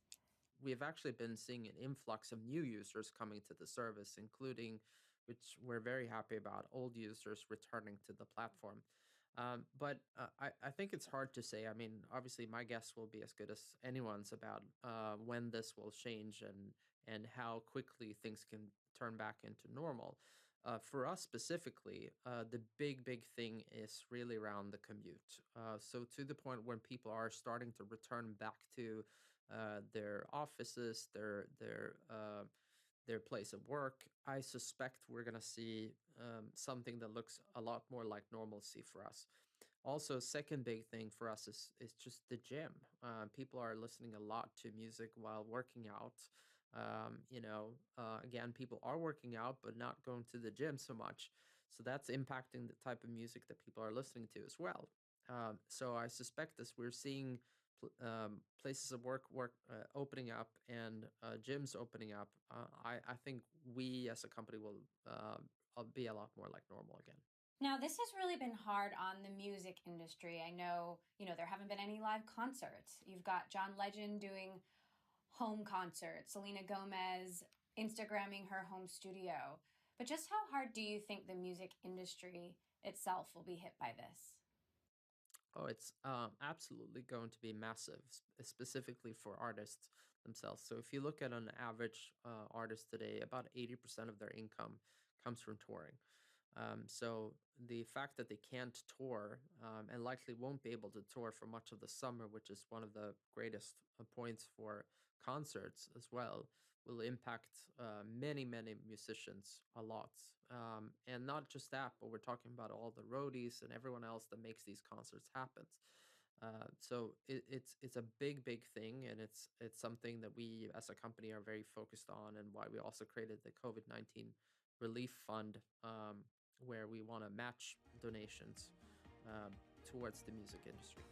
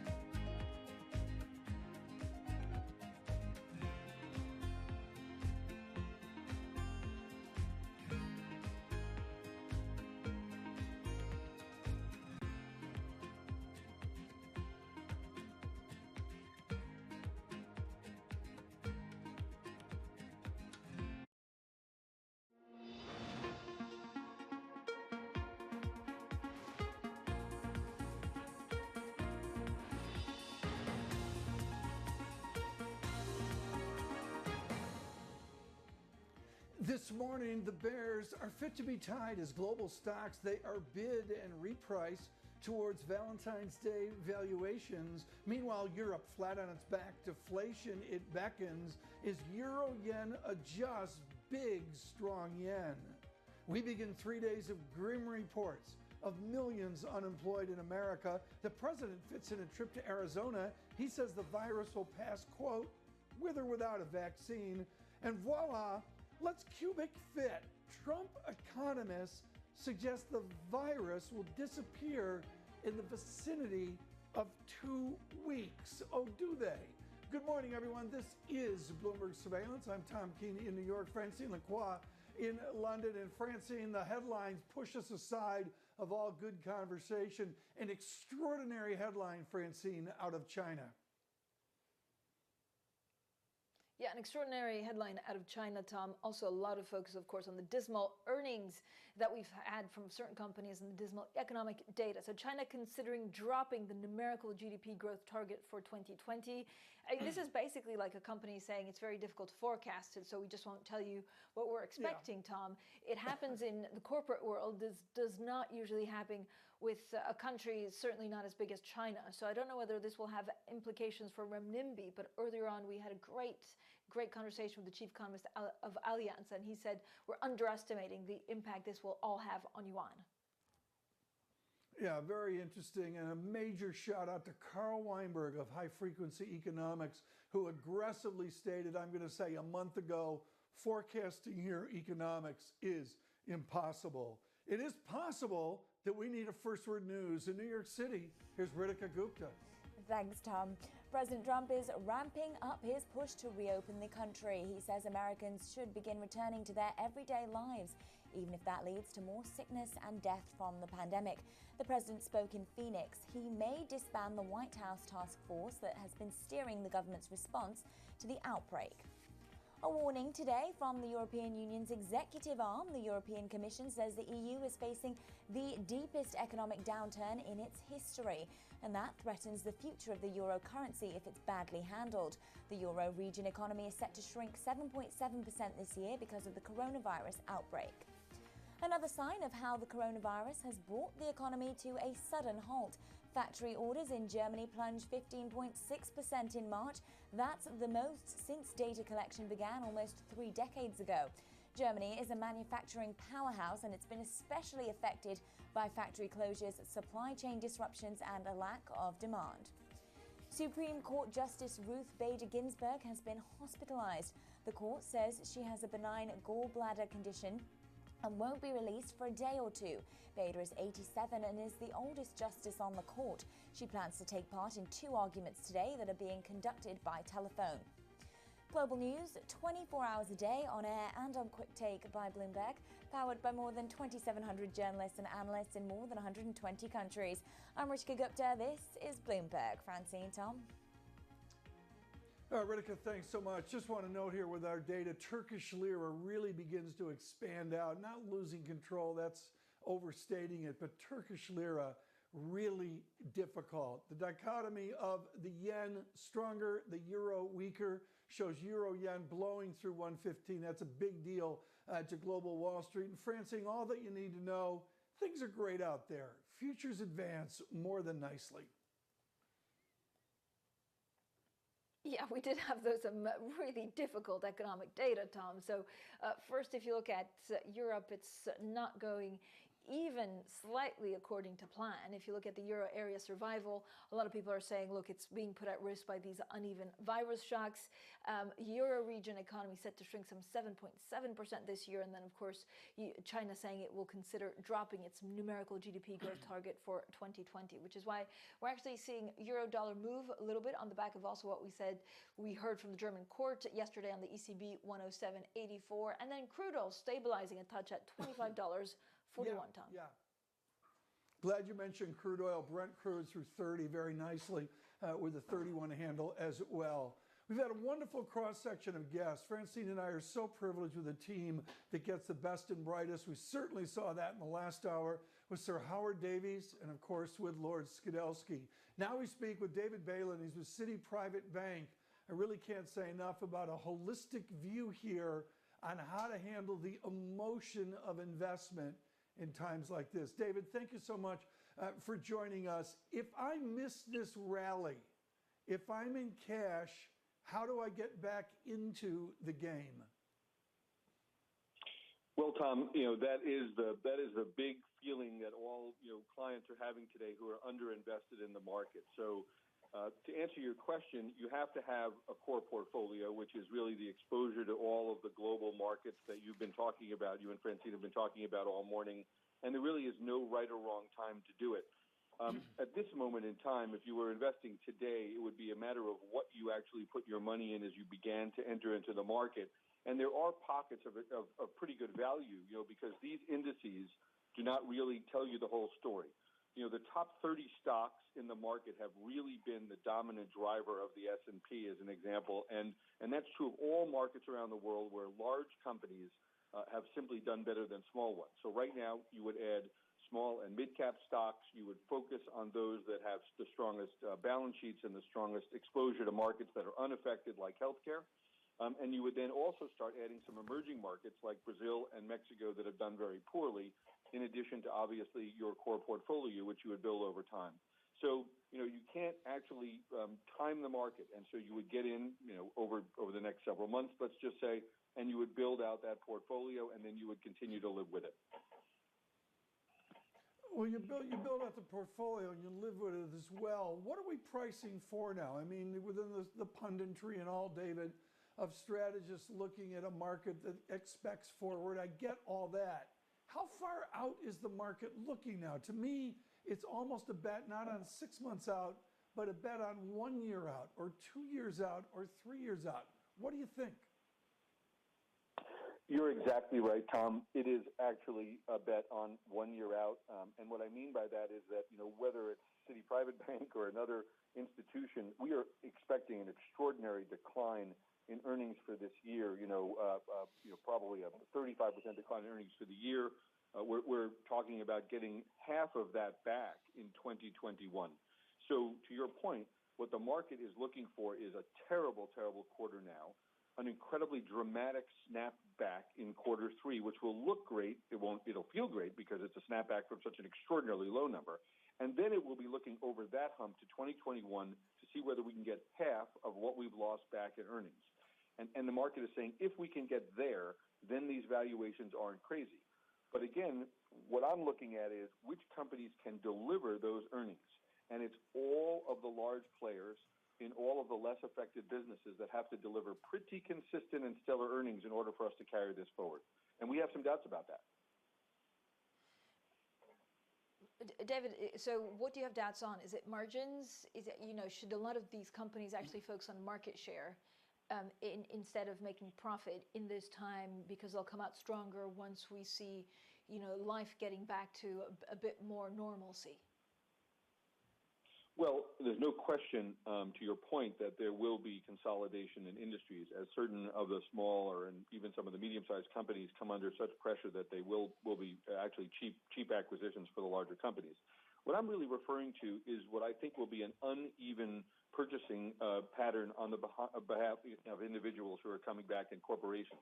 First of all, there will definitely be some supply chain disruptions. Second of all, what companies actually buy as they go into 2021 and 2022 in terms of capital investments will be really essential supplies, things that are being revisited now that they have the opportunity to revisit where they want to put their money. And the other thing that's going to affect demand is, even though we've seen extraordinary job losses now, companies are taking it upon themselves to reconsider their entire human capital platform right now. And so we expect continued layoffs, not of this size, of course, in many industries as we go forward, and a lot of rationalization. The combination of those two things have a demand effect, right, which is to lessen demand, and also a supply impact in the sense that we think that there will be fewer capital goods than others. So it depends on the industry, but we see the possibility for what I would describe as a very uneven recovery that would then, of course, implicate profits for different industries. David, what is the consumer doing? So the consumer, the U.S. consumer, but actually consumers around the world really held up this economy. What happens to the U.S. consumer in 12 months, 16 months, because he or she will probably decide what earnings and companies you focus on? Right. So everyone right now is focused on the idea that there is sufficient government support for the unemployed, and there is. That support lasts approximately 4 months, and it's been extraordinarily generous, meaning that it's actually paid people more than they were making in some cases in the United States. Once that support stops, then people will be, presumably reemployed. But we only expect about half of them to get initially reemployed. Half of the 30 million people will actually get reemployed. And the other 15 million people will not have the spending power and actually will potentially be a drag on consumer demand, certainly in the United States as we go through Christmas. Now, in the event that there's further support for the unemployed, which is certainly possible, then we could really have a more robust recovery in the U.S., and our expectation is that there will be a further bill to that effect. But that's what it looks like right now based upon the data we have. And so people are not going to purchase as much, even though there'll be a rebound, if they're uncertain about what their income stream will look like for the rest of 2020. David, in the next section that we speak to you, I do want to talk about the markets, but the absolute shock of May and indeed April has been the focus on these 5, 6, 7 tech juggernauts, building revenues, each with a different profit picture. Can you acquire shares of Microsoft or Amazon this morning? What do you mean, can you acquire them this morning? Would you buy would one do shares that of Microsoft or Amazon this morning? Yes, I mean, these are, for us, in terms of, when you look at the leadership of large companies, that is part of the strategy that we have, Tom, which is that, being exposed to these in core portfolios would be things that you would continue to own. And then there are a lot of lesser names, which are much more well valued than these companies are, other industry leaders that you'd also own that haven't had a chance to recover yet, things in food supply, and I could name a few other industries where there simply haven't had a chance. But yes, is the quick answer to your question. We would own those names. Yeah. Well, something to talk about here. David Balin, thrilled that he's with us today with Citi Private Bank. Coming up later, shift to fixed income entry credit away from full faith and credit. That must be Mark Kiesel of PIMCO. Look for that in the 3 o'clock hour. Futures lift. This is Bloomberg. Good morning.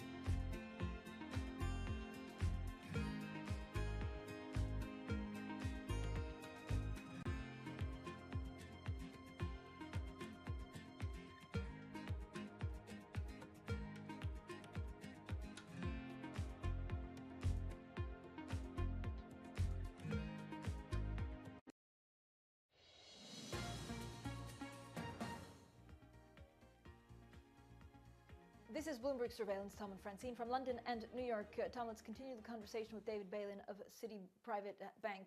David, when you look at some of the things that you were saying, which is, where you see some of the corporate earnings struggling, the ones that you see doing better, what is the one thing that will be, I guess, the legacy, or how will it change the economy? How the way we shop? Is it social distancing? Is it travel? That we're not focused on right now, because I guess that's where you can either short stocks or make money. It's finding the legacy, the secondary effects that we're not focused on that will change forever. It's a great question, and it's one of the things that I enjoy talking about and thinking about all the time, because a lot of the predictions that were made out of 2008 and 2009's recovery turned out not to be true. So what we're trying to identify in portfolios are what I would call accelerators. So for example, in e-commerce, right, we all see our changing habits and how we actually go and stock our kitchens, how we actually cook more now. Some of these things will stay, and some of these things will not stay. And what I mean by that is that our buying behaviors, and this will be a time when our habits will actually change, because this is going on for so long, our buying behaviors for retail are clearly going to change for a whole range of goods and services. Delivery of products across the board, in my mind, is a clear one that is going to change. And then there are things that are really not going to change. The desire for entertainment, the desire for travel, the desire for experiences will not change, but they will be delayed. And so we have no idea when they will come back, but we have a very strong sense that they will come back. Online education, you've already had a guest on talking about the consumption of music, the consumption of information. All of those things are being accelerated now. And so, to my mind, those are the types of businesses that you can identify where there's an acceleration that you think is permanent. And then in terms of recovery trades, you look for things that people are going to want to do, and restaurants would be a good example of that. And what you would do early on in that industry are play the actual chains, which will be beneficiaries because there'll be a lot of small business destruction in the area of restaurants. And then subsequently, you would look for the establishment of new chains of restaurants, new stocks to invest in, and then you would build up on those subsequently. So you just look for that sequence. What we're trying to avoid a lot of faddish comments about people saying, well, this will be a permanent change. People will cook more forever, and I think things like that, really don't have much evidence behind them. David, when you look at the inequality that this could also lead to, are we going to see more populism? Are we going to see more protectionism? And what's the impact this on big companies? Well, let me sort of divide that up. The fact that the bigger are going to get bigger is actually a very significant issue. From whether it's antitrust in the United States or how the EU views the same issue, that is happening. And frankly, that's where a lot of government support has been, in terms of just major industries in keeping them alive. But it's being accelerated. There's been some support for small and medium-sized companies, but not nearly to the same degree. In terms of wealth inequality, when we look back on this period a year or two from now, I think it'll clearly be accelerated as a result of this, because the lower wage earners are clearly the most impacted, and they will be permanently impacted. When permanently, the next 2 to 3 years, they'll be impacted, and so that level of inequality will rise. So I do think that populism is there. Now the question is, since the governments have done something extremely right about how they've handled this, they've given an enormous amount of support to individuals and to small and medium-sized companies, could that in fact become a catalyst for a better outcome for individuals and small companies going forward? And that, to me, is the thing that people aren't talking that much about, which is that they actually got something really right here that they might want to continue from an electoral standpoint. Right. David, what I find fascinating, and I understand it's a natural disaster, it's different than 08, 09. Order submitted. There's minimal Order discussion submitted. of pending Order submitted. combinations Order and submitted. transactions Order submitted. to make Order combinations. submitted. Do Order you just submitted. assume Order M&A to the submitted. moon? Order submitted. I have to say, Tom, that we assume a significant amount of M&A activity. You can see it sort of being talked about. There's really two major things that are going. One is M&A, and then a lot of financial restructurings, a lot of recapitalizations of companies and private equity portfolios that have been deeply impacted from this. So the combination of restructurings and refinancings, as well as companies going through bankruptcy or through acquisition, will be, in my mind, for at least 2 years, a pretty extraordinary trend. Again, favoring companies that have the resources to make those investments or to make those acquisitions. But yes, it'll be very busy. Yeah. David Balin, thank you so much. Really, really appreciate it this morning. With Citi Private Bank as well. Glad to see you so well. Good to see you too. The conversation here, Sir Howard Davies last hour, Lord Skidelsky last hour. Let's get the best in economics and move it forward through the day. We can do that with a laureate, Paul Krugman, joining us later today across Bloomberg. Good morning. This is Bloomberg.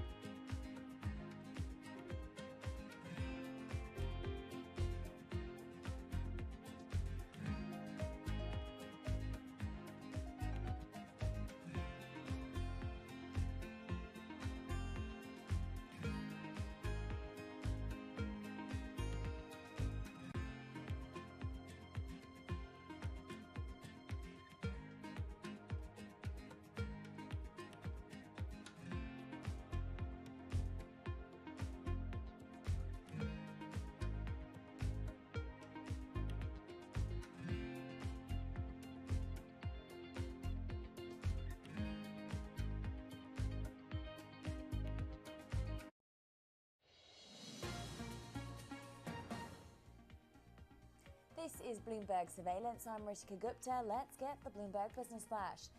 Investors in Disney got a glimpse of how bad the coronavirus outbreak will be for the world's largest entertainment company.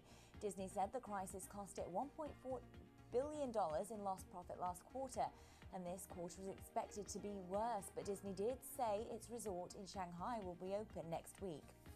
BMW is joining other automakers in lowering its profit outlook for the year. It says the fallout from the coronavirus is lasting longer than expected. BMW predicts the second quarter will be worse than the first. Earlier this week, German Chancellor Angela Merkel dashed the company's hopes for immediate car buying subsidies. U.S. antitrust regulators have signed off on a $63 billion deal. They've cleared the way for AbbVie to acquire Botox maker Allergan. The company has agreed to resolve concerns about competition by selling 2 products to Nestle. They also gave AstraZeneca the rights to a treatment for Crohn's disease that's being developed.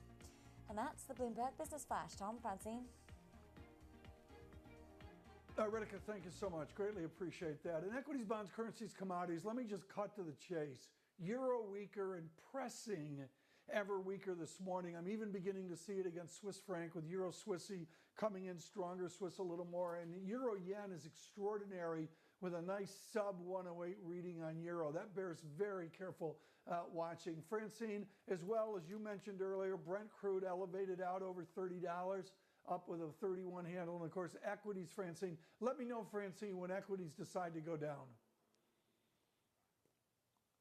Yeah, sure. I'll send you a text, Tom, and we'll talk about it maybe over WhatsApp or Zoom conferencing. Now, the dollar climbing, treasuries actually edging lower, stocks in Europe turning higher, investors weighing this mixed corporate earnings and more dismal economic data. So I think a lot will depend on the lockdown. We did have a headline from China that was significant. And then, Tom, bonds across Euro region extending losses sparked by Tuesday's German court ruling criticizing the ECB's easing measures, Tom. The economic contraction, folks, it's tangible. We speak to the Chief Financial Officer of the General Motors Corporation later today on Bloomberg. Good morning.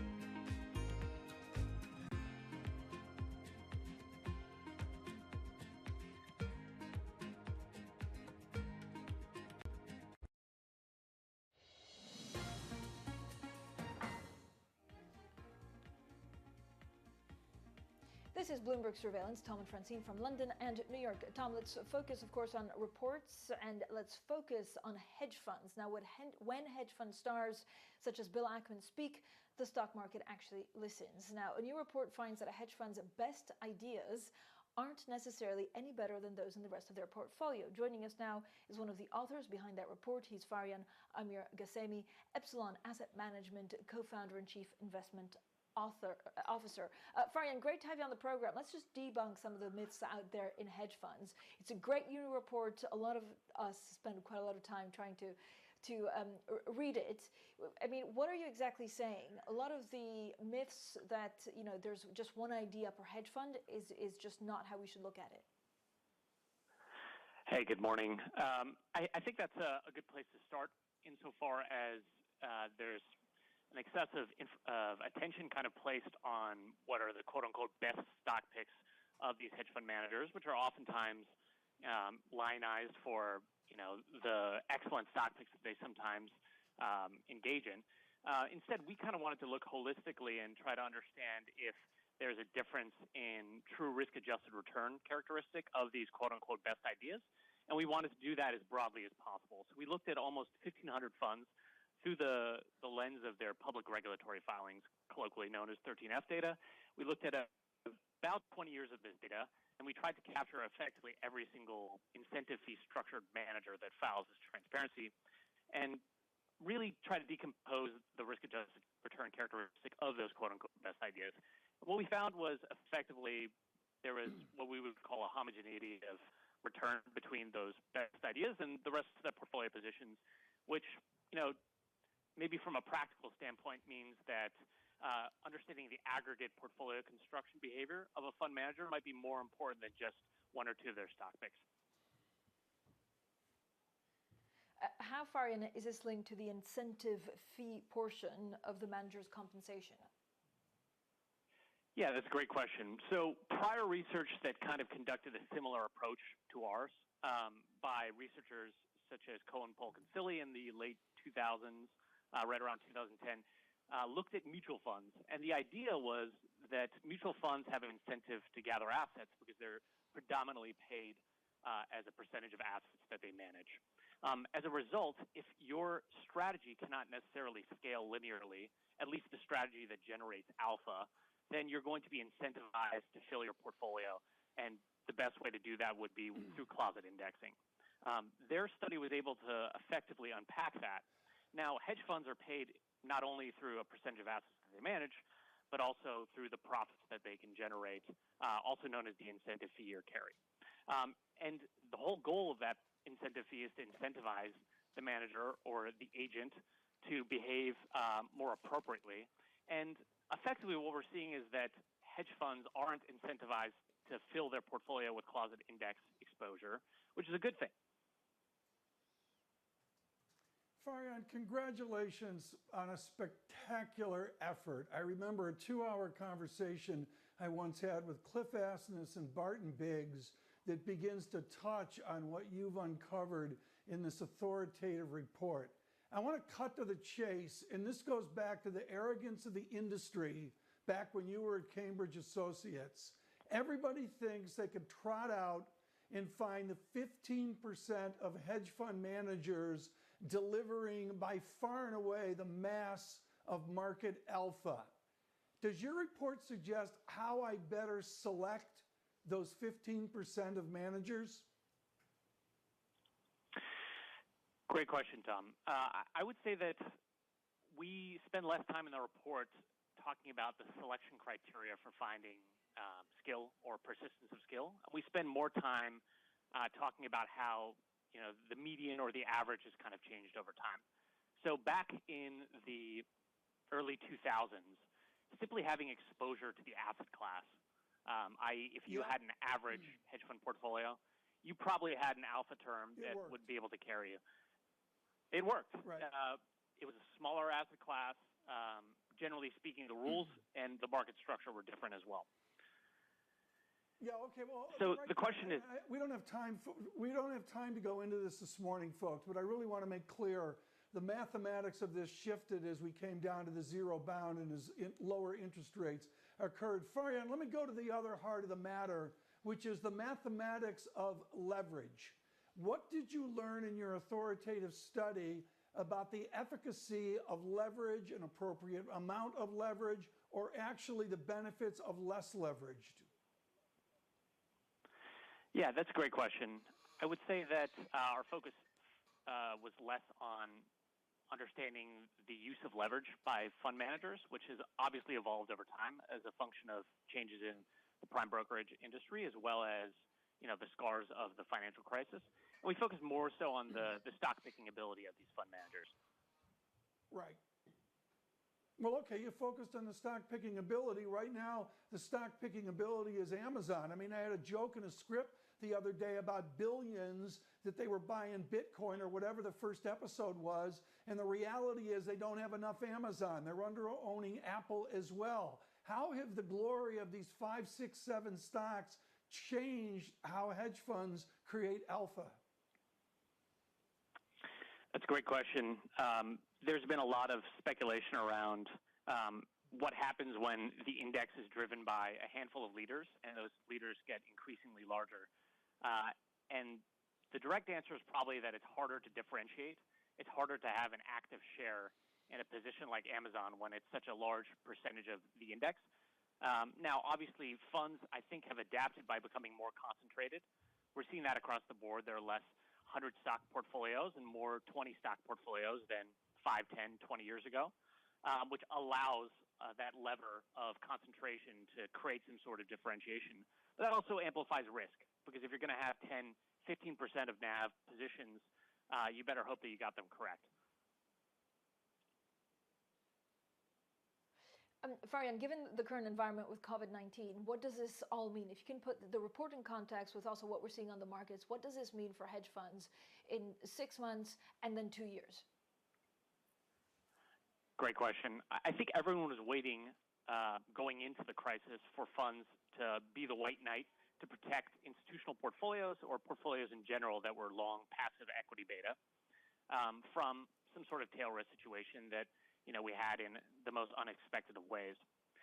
What we found was, generally speaking, that the positioning of fund managers, at least in their long equity exposure, was somewhat disadvantaged going into this crisis or scenario. Insofar as it seems like there was a lot of factor loading in things like weak balance sheets, aggressive balance sheets, and excess leverage at the corporate balance sheet. So fund managers were long exposures that were hurt disproportionately as a result of COVID. I don't think anyone was envisioning that the entire aerospace or travel sector would have revenues effectively get decimated, or that companies that had engaged in corporate leverage would be so precariously positioned. But that seemed to be the case, and it's kind of hurt the alpha profile of these fund managers. Well, Farian, I really hope to hear you with Barry Ritholtz on his podcast doing a lengthy treatment of this. I really can't say enough, folks, of Epsilon Asset Management's effort here. It is a pro report with a lot of mathematics, but it is the real deal. Farian Amir Ghassemi, he is with Epsilon. We've got much more coming up. Right now, though, the First Word News in New York. Here's Ritika Gupta. Thanks, Tom. President Trump is preparing for what he calls phase 2 of the U.S. response to the coronavirus. He told a crowd in Phoenix that Americans should start returning to their everyday lives, even if that leads to more sickness and death. The president's also considering disbanding his coronavirus task force. That's the band of experts that has steered the government's policy so far. House Speaker Nancy Pelosi wants Democrats to move first when it comes to the next stimulus package. She's looking for leverage in negotiations with Senate Republicans. The GOP is trying to put the brakes on any new round of expansive aid. For Democrats, the priority in the next package will be money for state and local governments. China is firing back at U.S. Secretary of State Mike Pompeo. Beijing says Pompeo has no evidence for his claim that the coronavirus escaped from a lab in the city of Wuhan. China's foreign ministry called the attacks part of an election year strategy. A spokeswoman pointed out the WHO says the virus could not be man-made. And most businesses in the UK can be up and running days after restrictions are lifted. That's according to the British Chambers of Commerce. Almost 2/3 of small companies and half of large ones said they could be ready within a week. Almost 3/4 of British businesses have placed staff on furlough. That way, they can benefit from government wage support. Global news, 24 hours a day on air and at Quick Take by Bloomberg, powered by more than 2,700 journalists and analysts in more than 120 countries. I'm Ritika Gupta. This is Bloomberg. Francine, Tom. Ritika, thanks so much. Now we'll have plenty more analysis on your markets. We also have a great conversation coming up on current affairs and what Ritika was saying as possible trade skirmish. Will it turn into a trade war between the US and China? Later on, we'll be speaking to Ian Bremmer, Eurasia Group President and Founder. That's at 1:30 p.m. in New York, 6:30 p.m. in London. This is Bloomberg.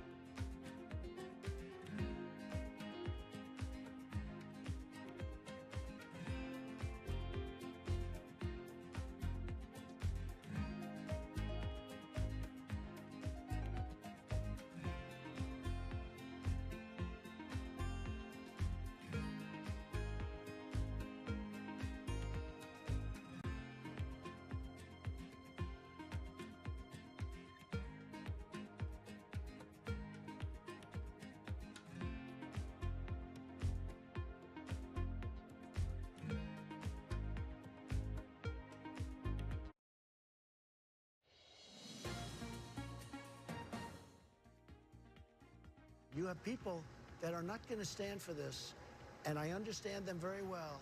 And we are going to put out little embers and little fires and maybe some big fires, but we still have to go back to work. The President of the United States, of course, out to Arizona and back. It has been an extraordinary 24 hours. For surveillance, it's been easy. Davies, Skidelsky, that thing we just did on hedge funds, I thought was brilliant. We now speak to our chief statistician in Washington, Kevin Cirilli. Kevin, the low point for those of us that do math was found yesterday is good people of the administration tried to fit the statistics to the president's message. Part of that, and this is over cubic fit folks, and Jason Furman of the Obama administration went mental as he should have. But Kevin, the heart of the matter is the president wants to do away with a medicine. Are we going to see the coronavirus support at the White House go away? Is Dr. Fauci going to go away?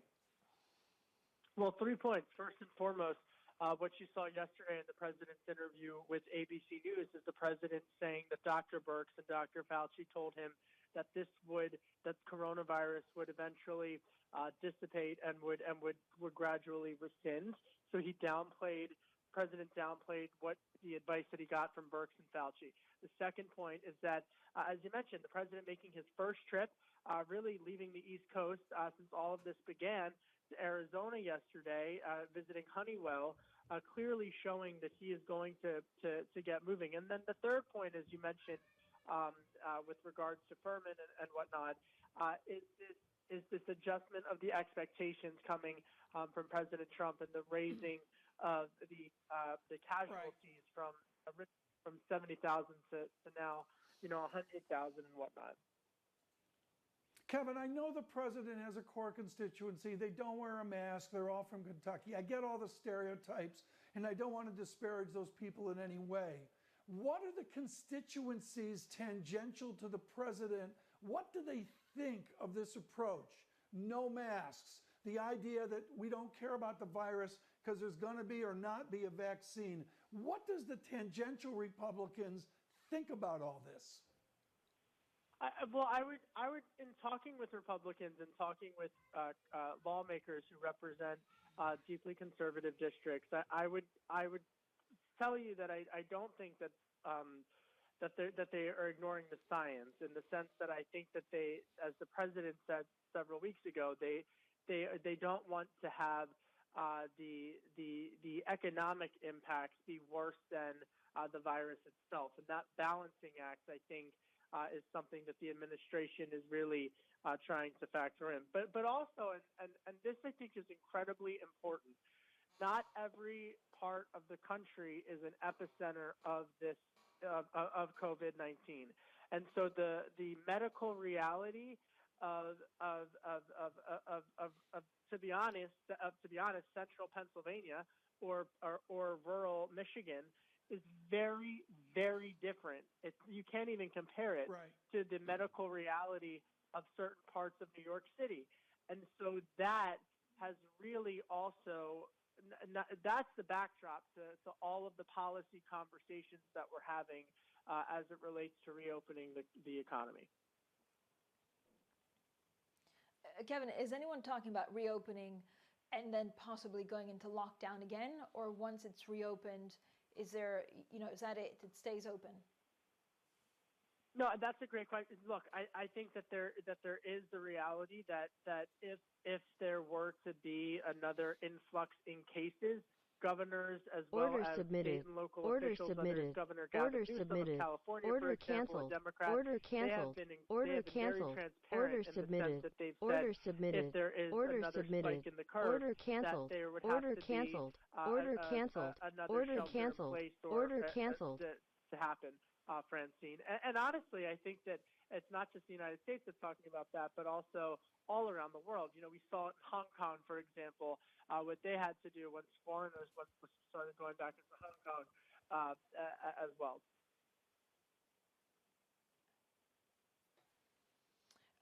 Kevin, very quickly, what are the polls saying? I know yesterday we spent a good amount of time speaking about, Joe Biden. How's he doing? Well, look, I think the president went to Arizona yesterday. Polls have the president trailing there by 4 to 6 percentage points. So that's a state that the president would like to carry, obviously, in 2020.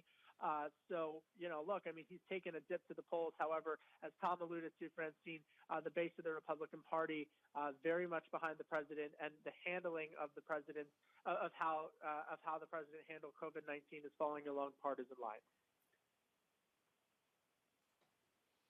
All right, thank you so much. Our Kevin Surley, their chief Washington correspondent, looking at some of the numbers and polls. Up next, Lauren Sauer, Johns Hopkins University assistant professor of emergency medicine. She's coming up next, and this is Bloomberg.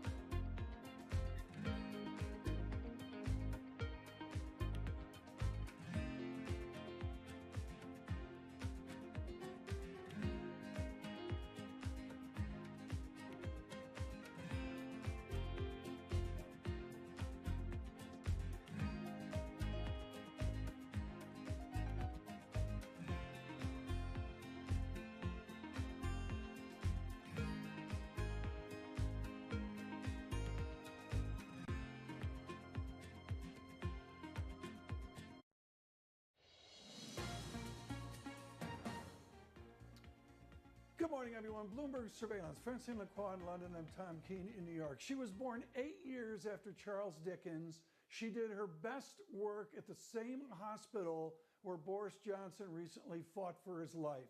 Her name is Florence Nightingale, and this week is the beginning of Nurses Week like we have never seen before. Lauren joins us again from the Johns Hopkins University Emergency Medicine.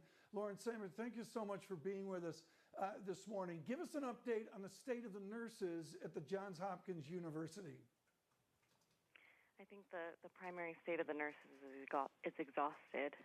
Everyone is working incredibly hard to keep up with the patient load, keep up with the demands of using the PPE, keep up with the demands of working overtime to make sure units get turned into COVID units and patients are safely cared for. We're incredibly grateful for the work of our nurses. It's really just been unbelievable. Lauren Sauer, what I notice about emergency medicine is you try to learn every step of the way. What do you know now about the therapeutics of this virus versus where you were 6 weeks ago? Order filled.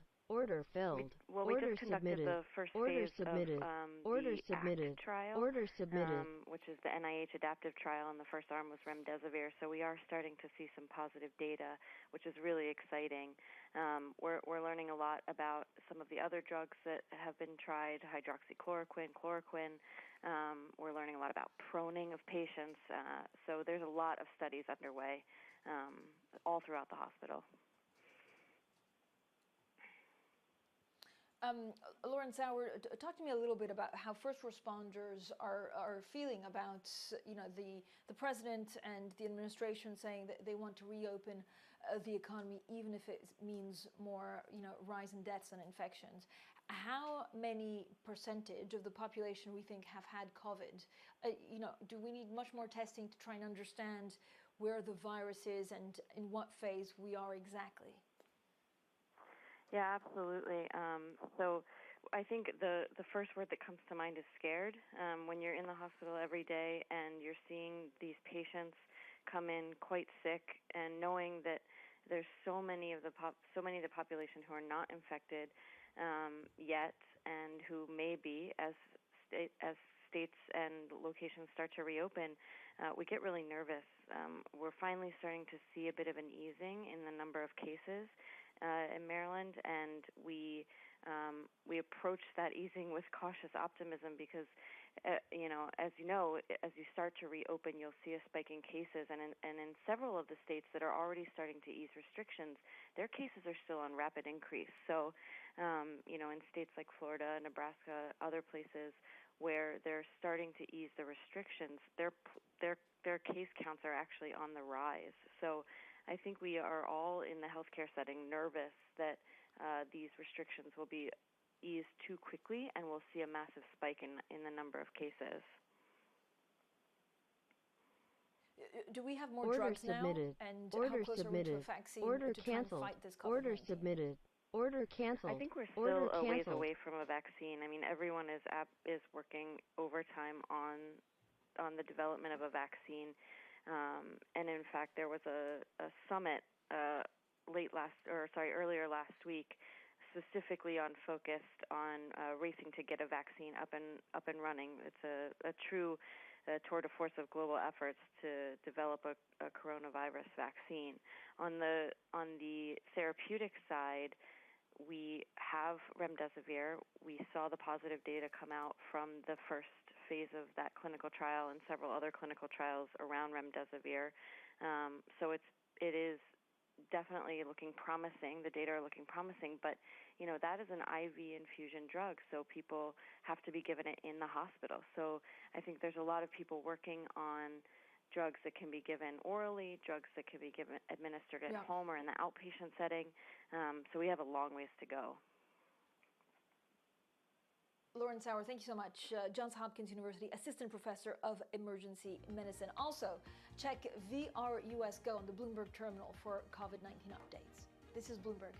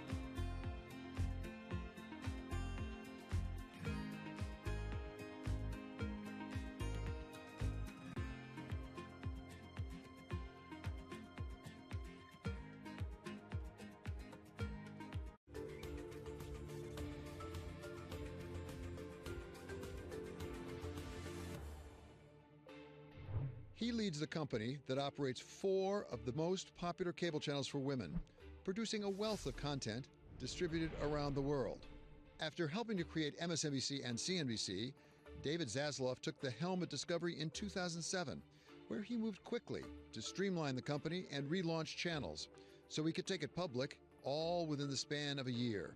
Since then, Discovery's market cap has quadrupled.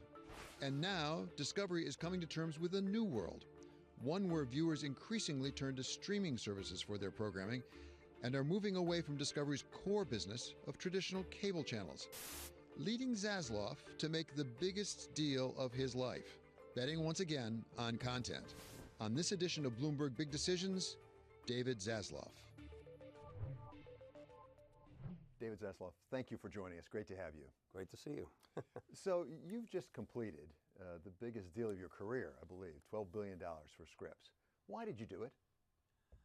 Well, it's interesting. There's a financial reason, and there's also a strategic drive that we think could really work for us. Here, we're in the cable and free-to-air business. Scripps is in the cable and free-to-air business. And so we both do the same thing. It's what we do for a living. It's what we know how to do. It's what we do every day when we come to work. And so we feel that we're quite comfortable in putting these two companies together.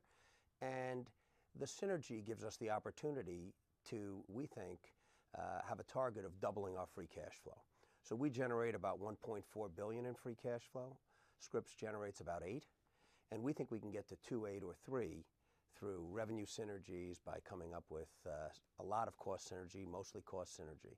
And so in a turbulent time, if we can emerge with almost $3 billion of cash, it creates like a moat in a turbulent time. We're different than most media companies in the world, and there are a lot of great companies. But whether it's Disney or whether it's Rupert or Comcast, NBC, CBS, they're mostly in the scripted and movie business. Netflix, Amazon, that whole side of the business is focusing on, as if it was a soccer field, the ball is scripted series and scripted movies. So it's very crowded. It's getting very disrupted. And you know, the number of scripted series have gone from 200 to over 500. And Apple and Amazon and Netflix alone are spending almost $20 billion on top of these companies. So we look at that and we say that we're not that. Well, we're on the other side of the business. The other side of the business is we own all of our content. It's real-life entertainment. We see ourselves as a global IP company, whether it's with Oprah, with Discovery, with Animal Planet, with ID and crime or science or cars. And with Scripps having food and HG and cooking and travel, we put it all together now, and we're on a different area of the field. Order submitted. And so we say very good luck to them.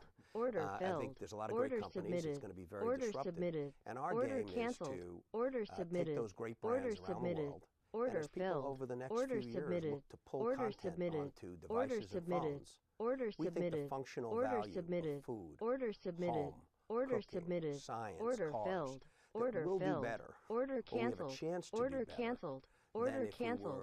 Order canceled. Order canceled. Order canceled. Order canceled. A lot of it is about owning IP and figuring out a way to get to mobile. Order canceled. Order canceled. Well, let's talk about getting to mobile, because that's the big disruption everybody in media is talking about as a practical matter.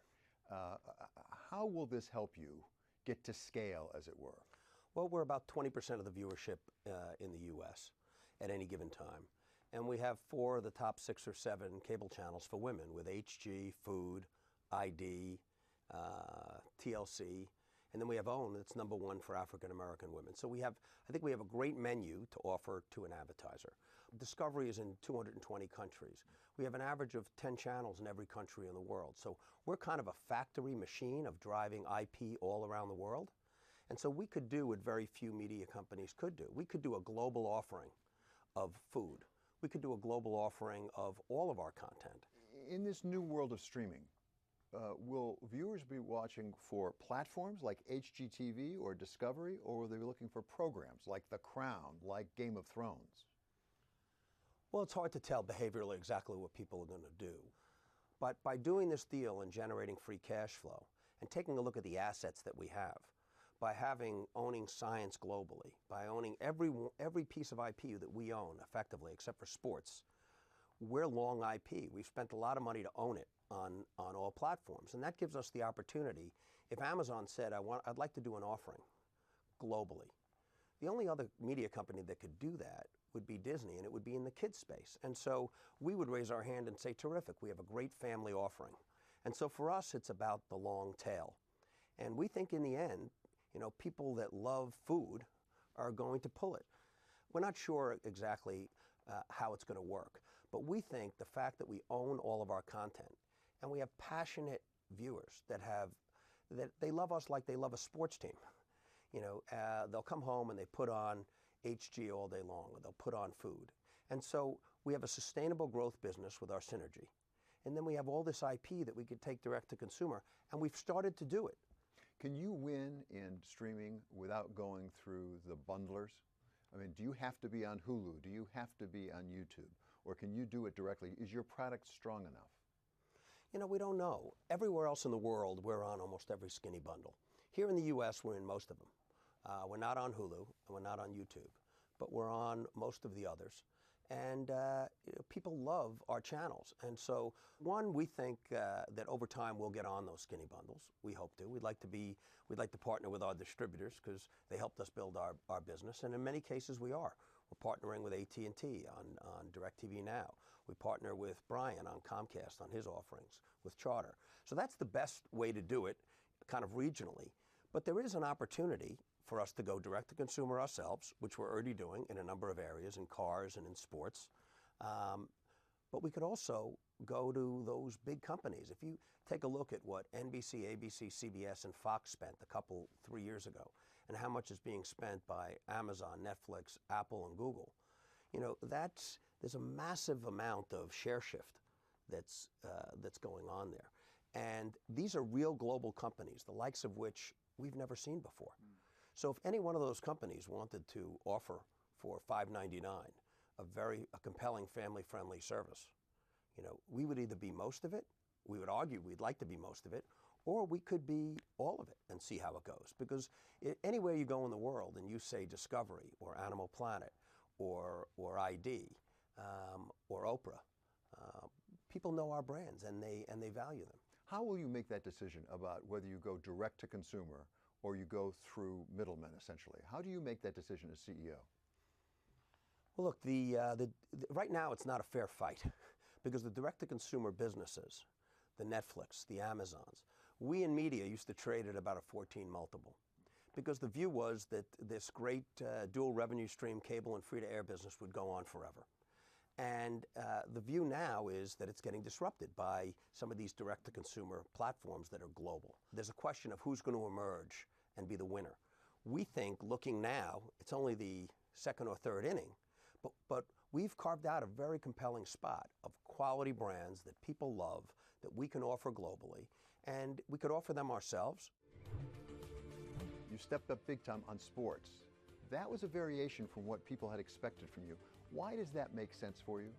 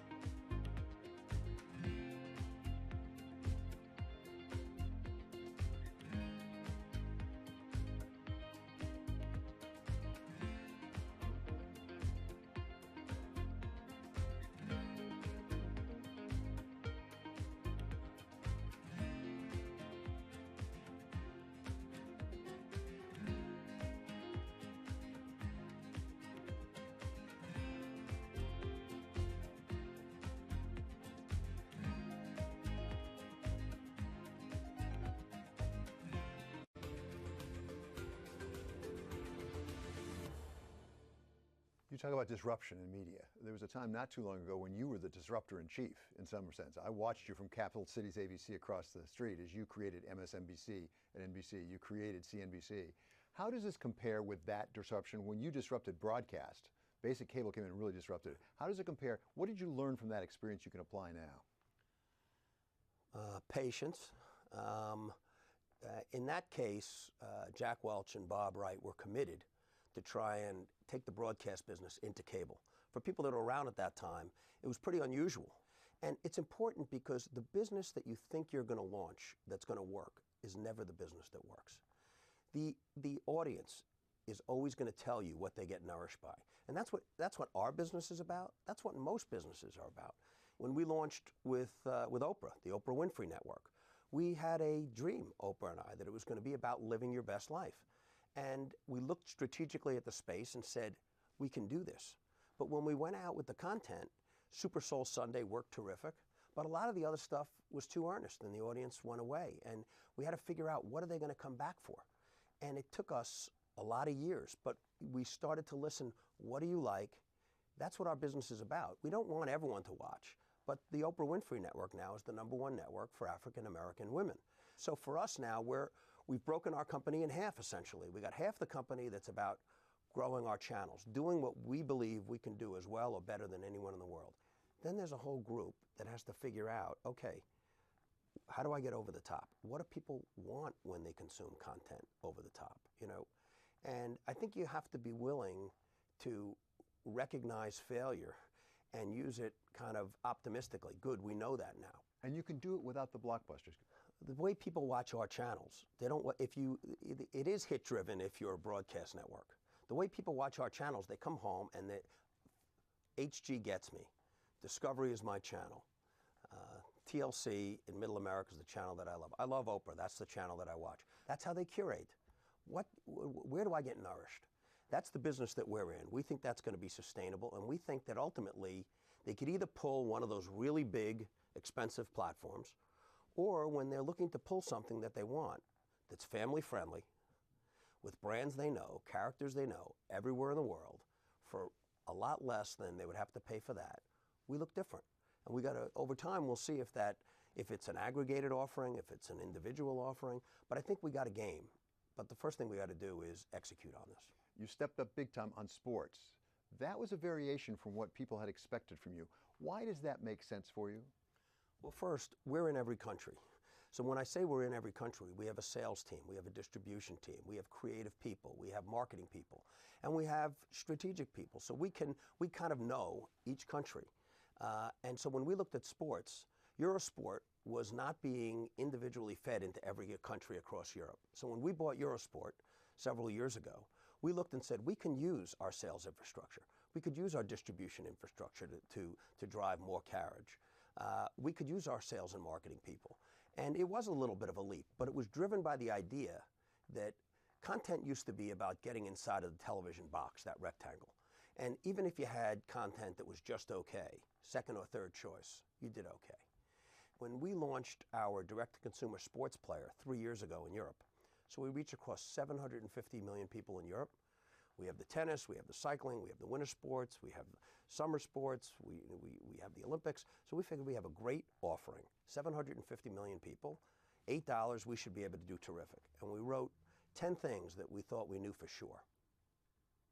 8 of them were wrong. And the users told us. They said, okay, you know, we tuned in for the French Open, but we didn't want to watch Tour de France. We love tennis. Or they told us that maybe the most interesting takeaway that we applied to the Olympics is that when people consume content on a device, they expect to hit the device when they get up in the morning and see content. And then they expect a few hours later to hit that device. You need to multiple publish. So if speed skating is starting at 2 o'clock in the afternoon, the people that love speed skating have to get up in the morning and see a 1-minute video or 2 one-minute videos or some information about, and we downloaded 700 pieces of short-form content in 21 languages every day to our Olympic player. And that's one of the reasons why we were able to aggregate about 500,000 subscribers. They love the sports IP, But they really, when people look at content on a device, they expect to be entertained and nourished whenever they hit it. And if you hit it and nothing is new, you're disappointed. Can you do that and not step up into the really high-priced sports projects? Because that, to some extent, sounds a little bit like ESPN in the United States in the early days. They had lesser sports, and then they had to get into the NFL, they had to get in the NBA, and that, as you know, costs enormous amounts of money. Can you have a strategy that stops short of that? Well, opportunistically, we have taken football. But we haven't taken football where we get in a bidding war with anyone. If you want to offer your content on a pan-European basis, there's only one place to do it, us. Or if you're a federation, if you're the speed skating federation, you could sell it in every country. And the difference between the U.S. and Europe is in the U.S., it's one culture, one language, and everybody likes the same four sports, essentially. 90% of viewing, 80% of viewing is football, baseball, basketball, hockey. In Europe, there's a lot of sports that are number 1 in Northern Europe that are number 10 in Southern Europe. And if you're a federation, we're the one stop. And we've been very effective about getting a lot of content. And all the sports content we have with Eurosport, we've, as much as we can, we've gotten it long term, and we own it on all platforms. You have scripts, as you say, you need to execute on that now. But is that enough for Discovery? Are you on the outlook for further acquisitions?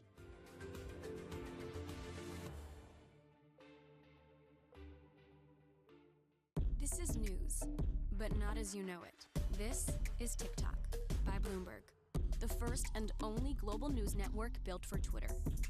24/7 news streaming live on Twitter.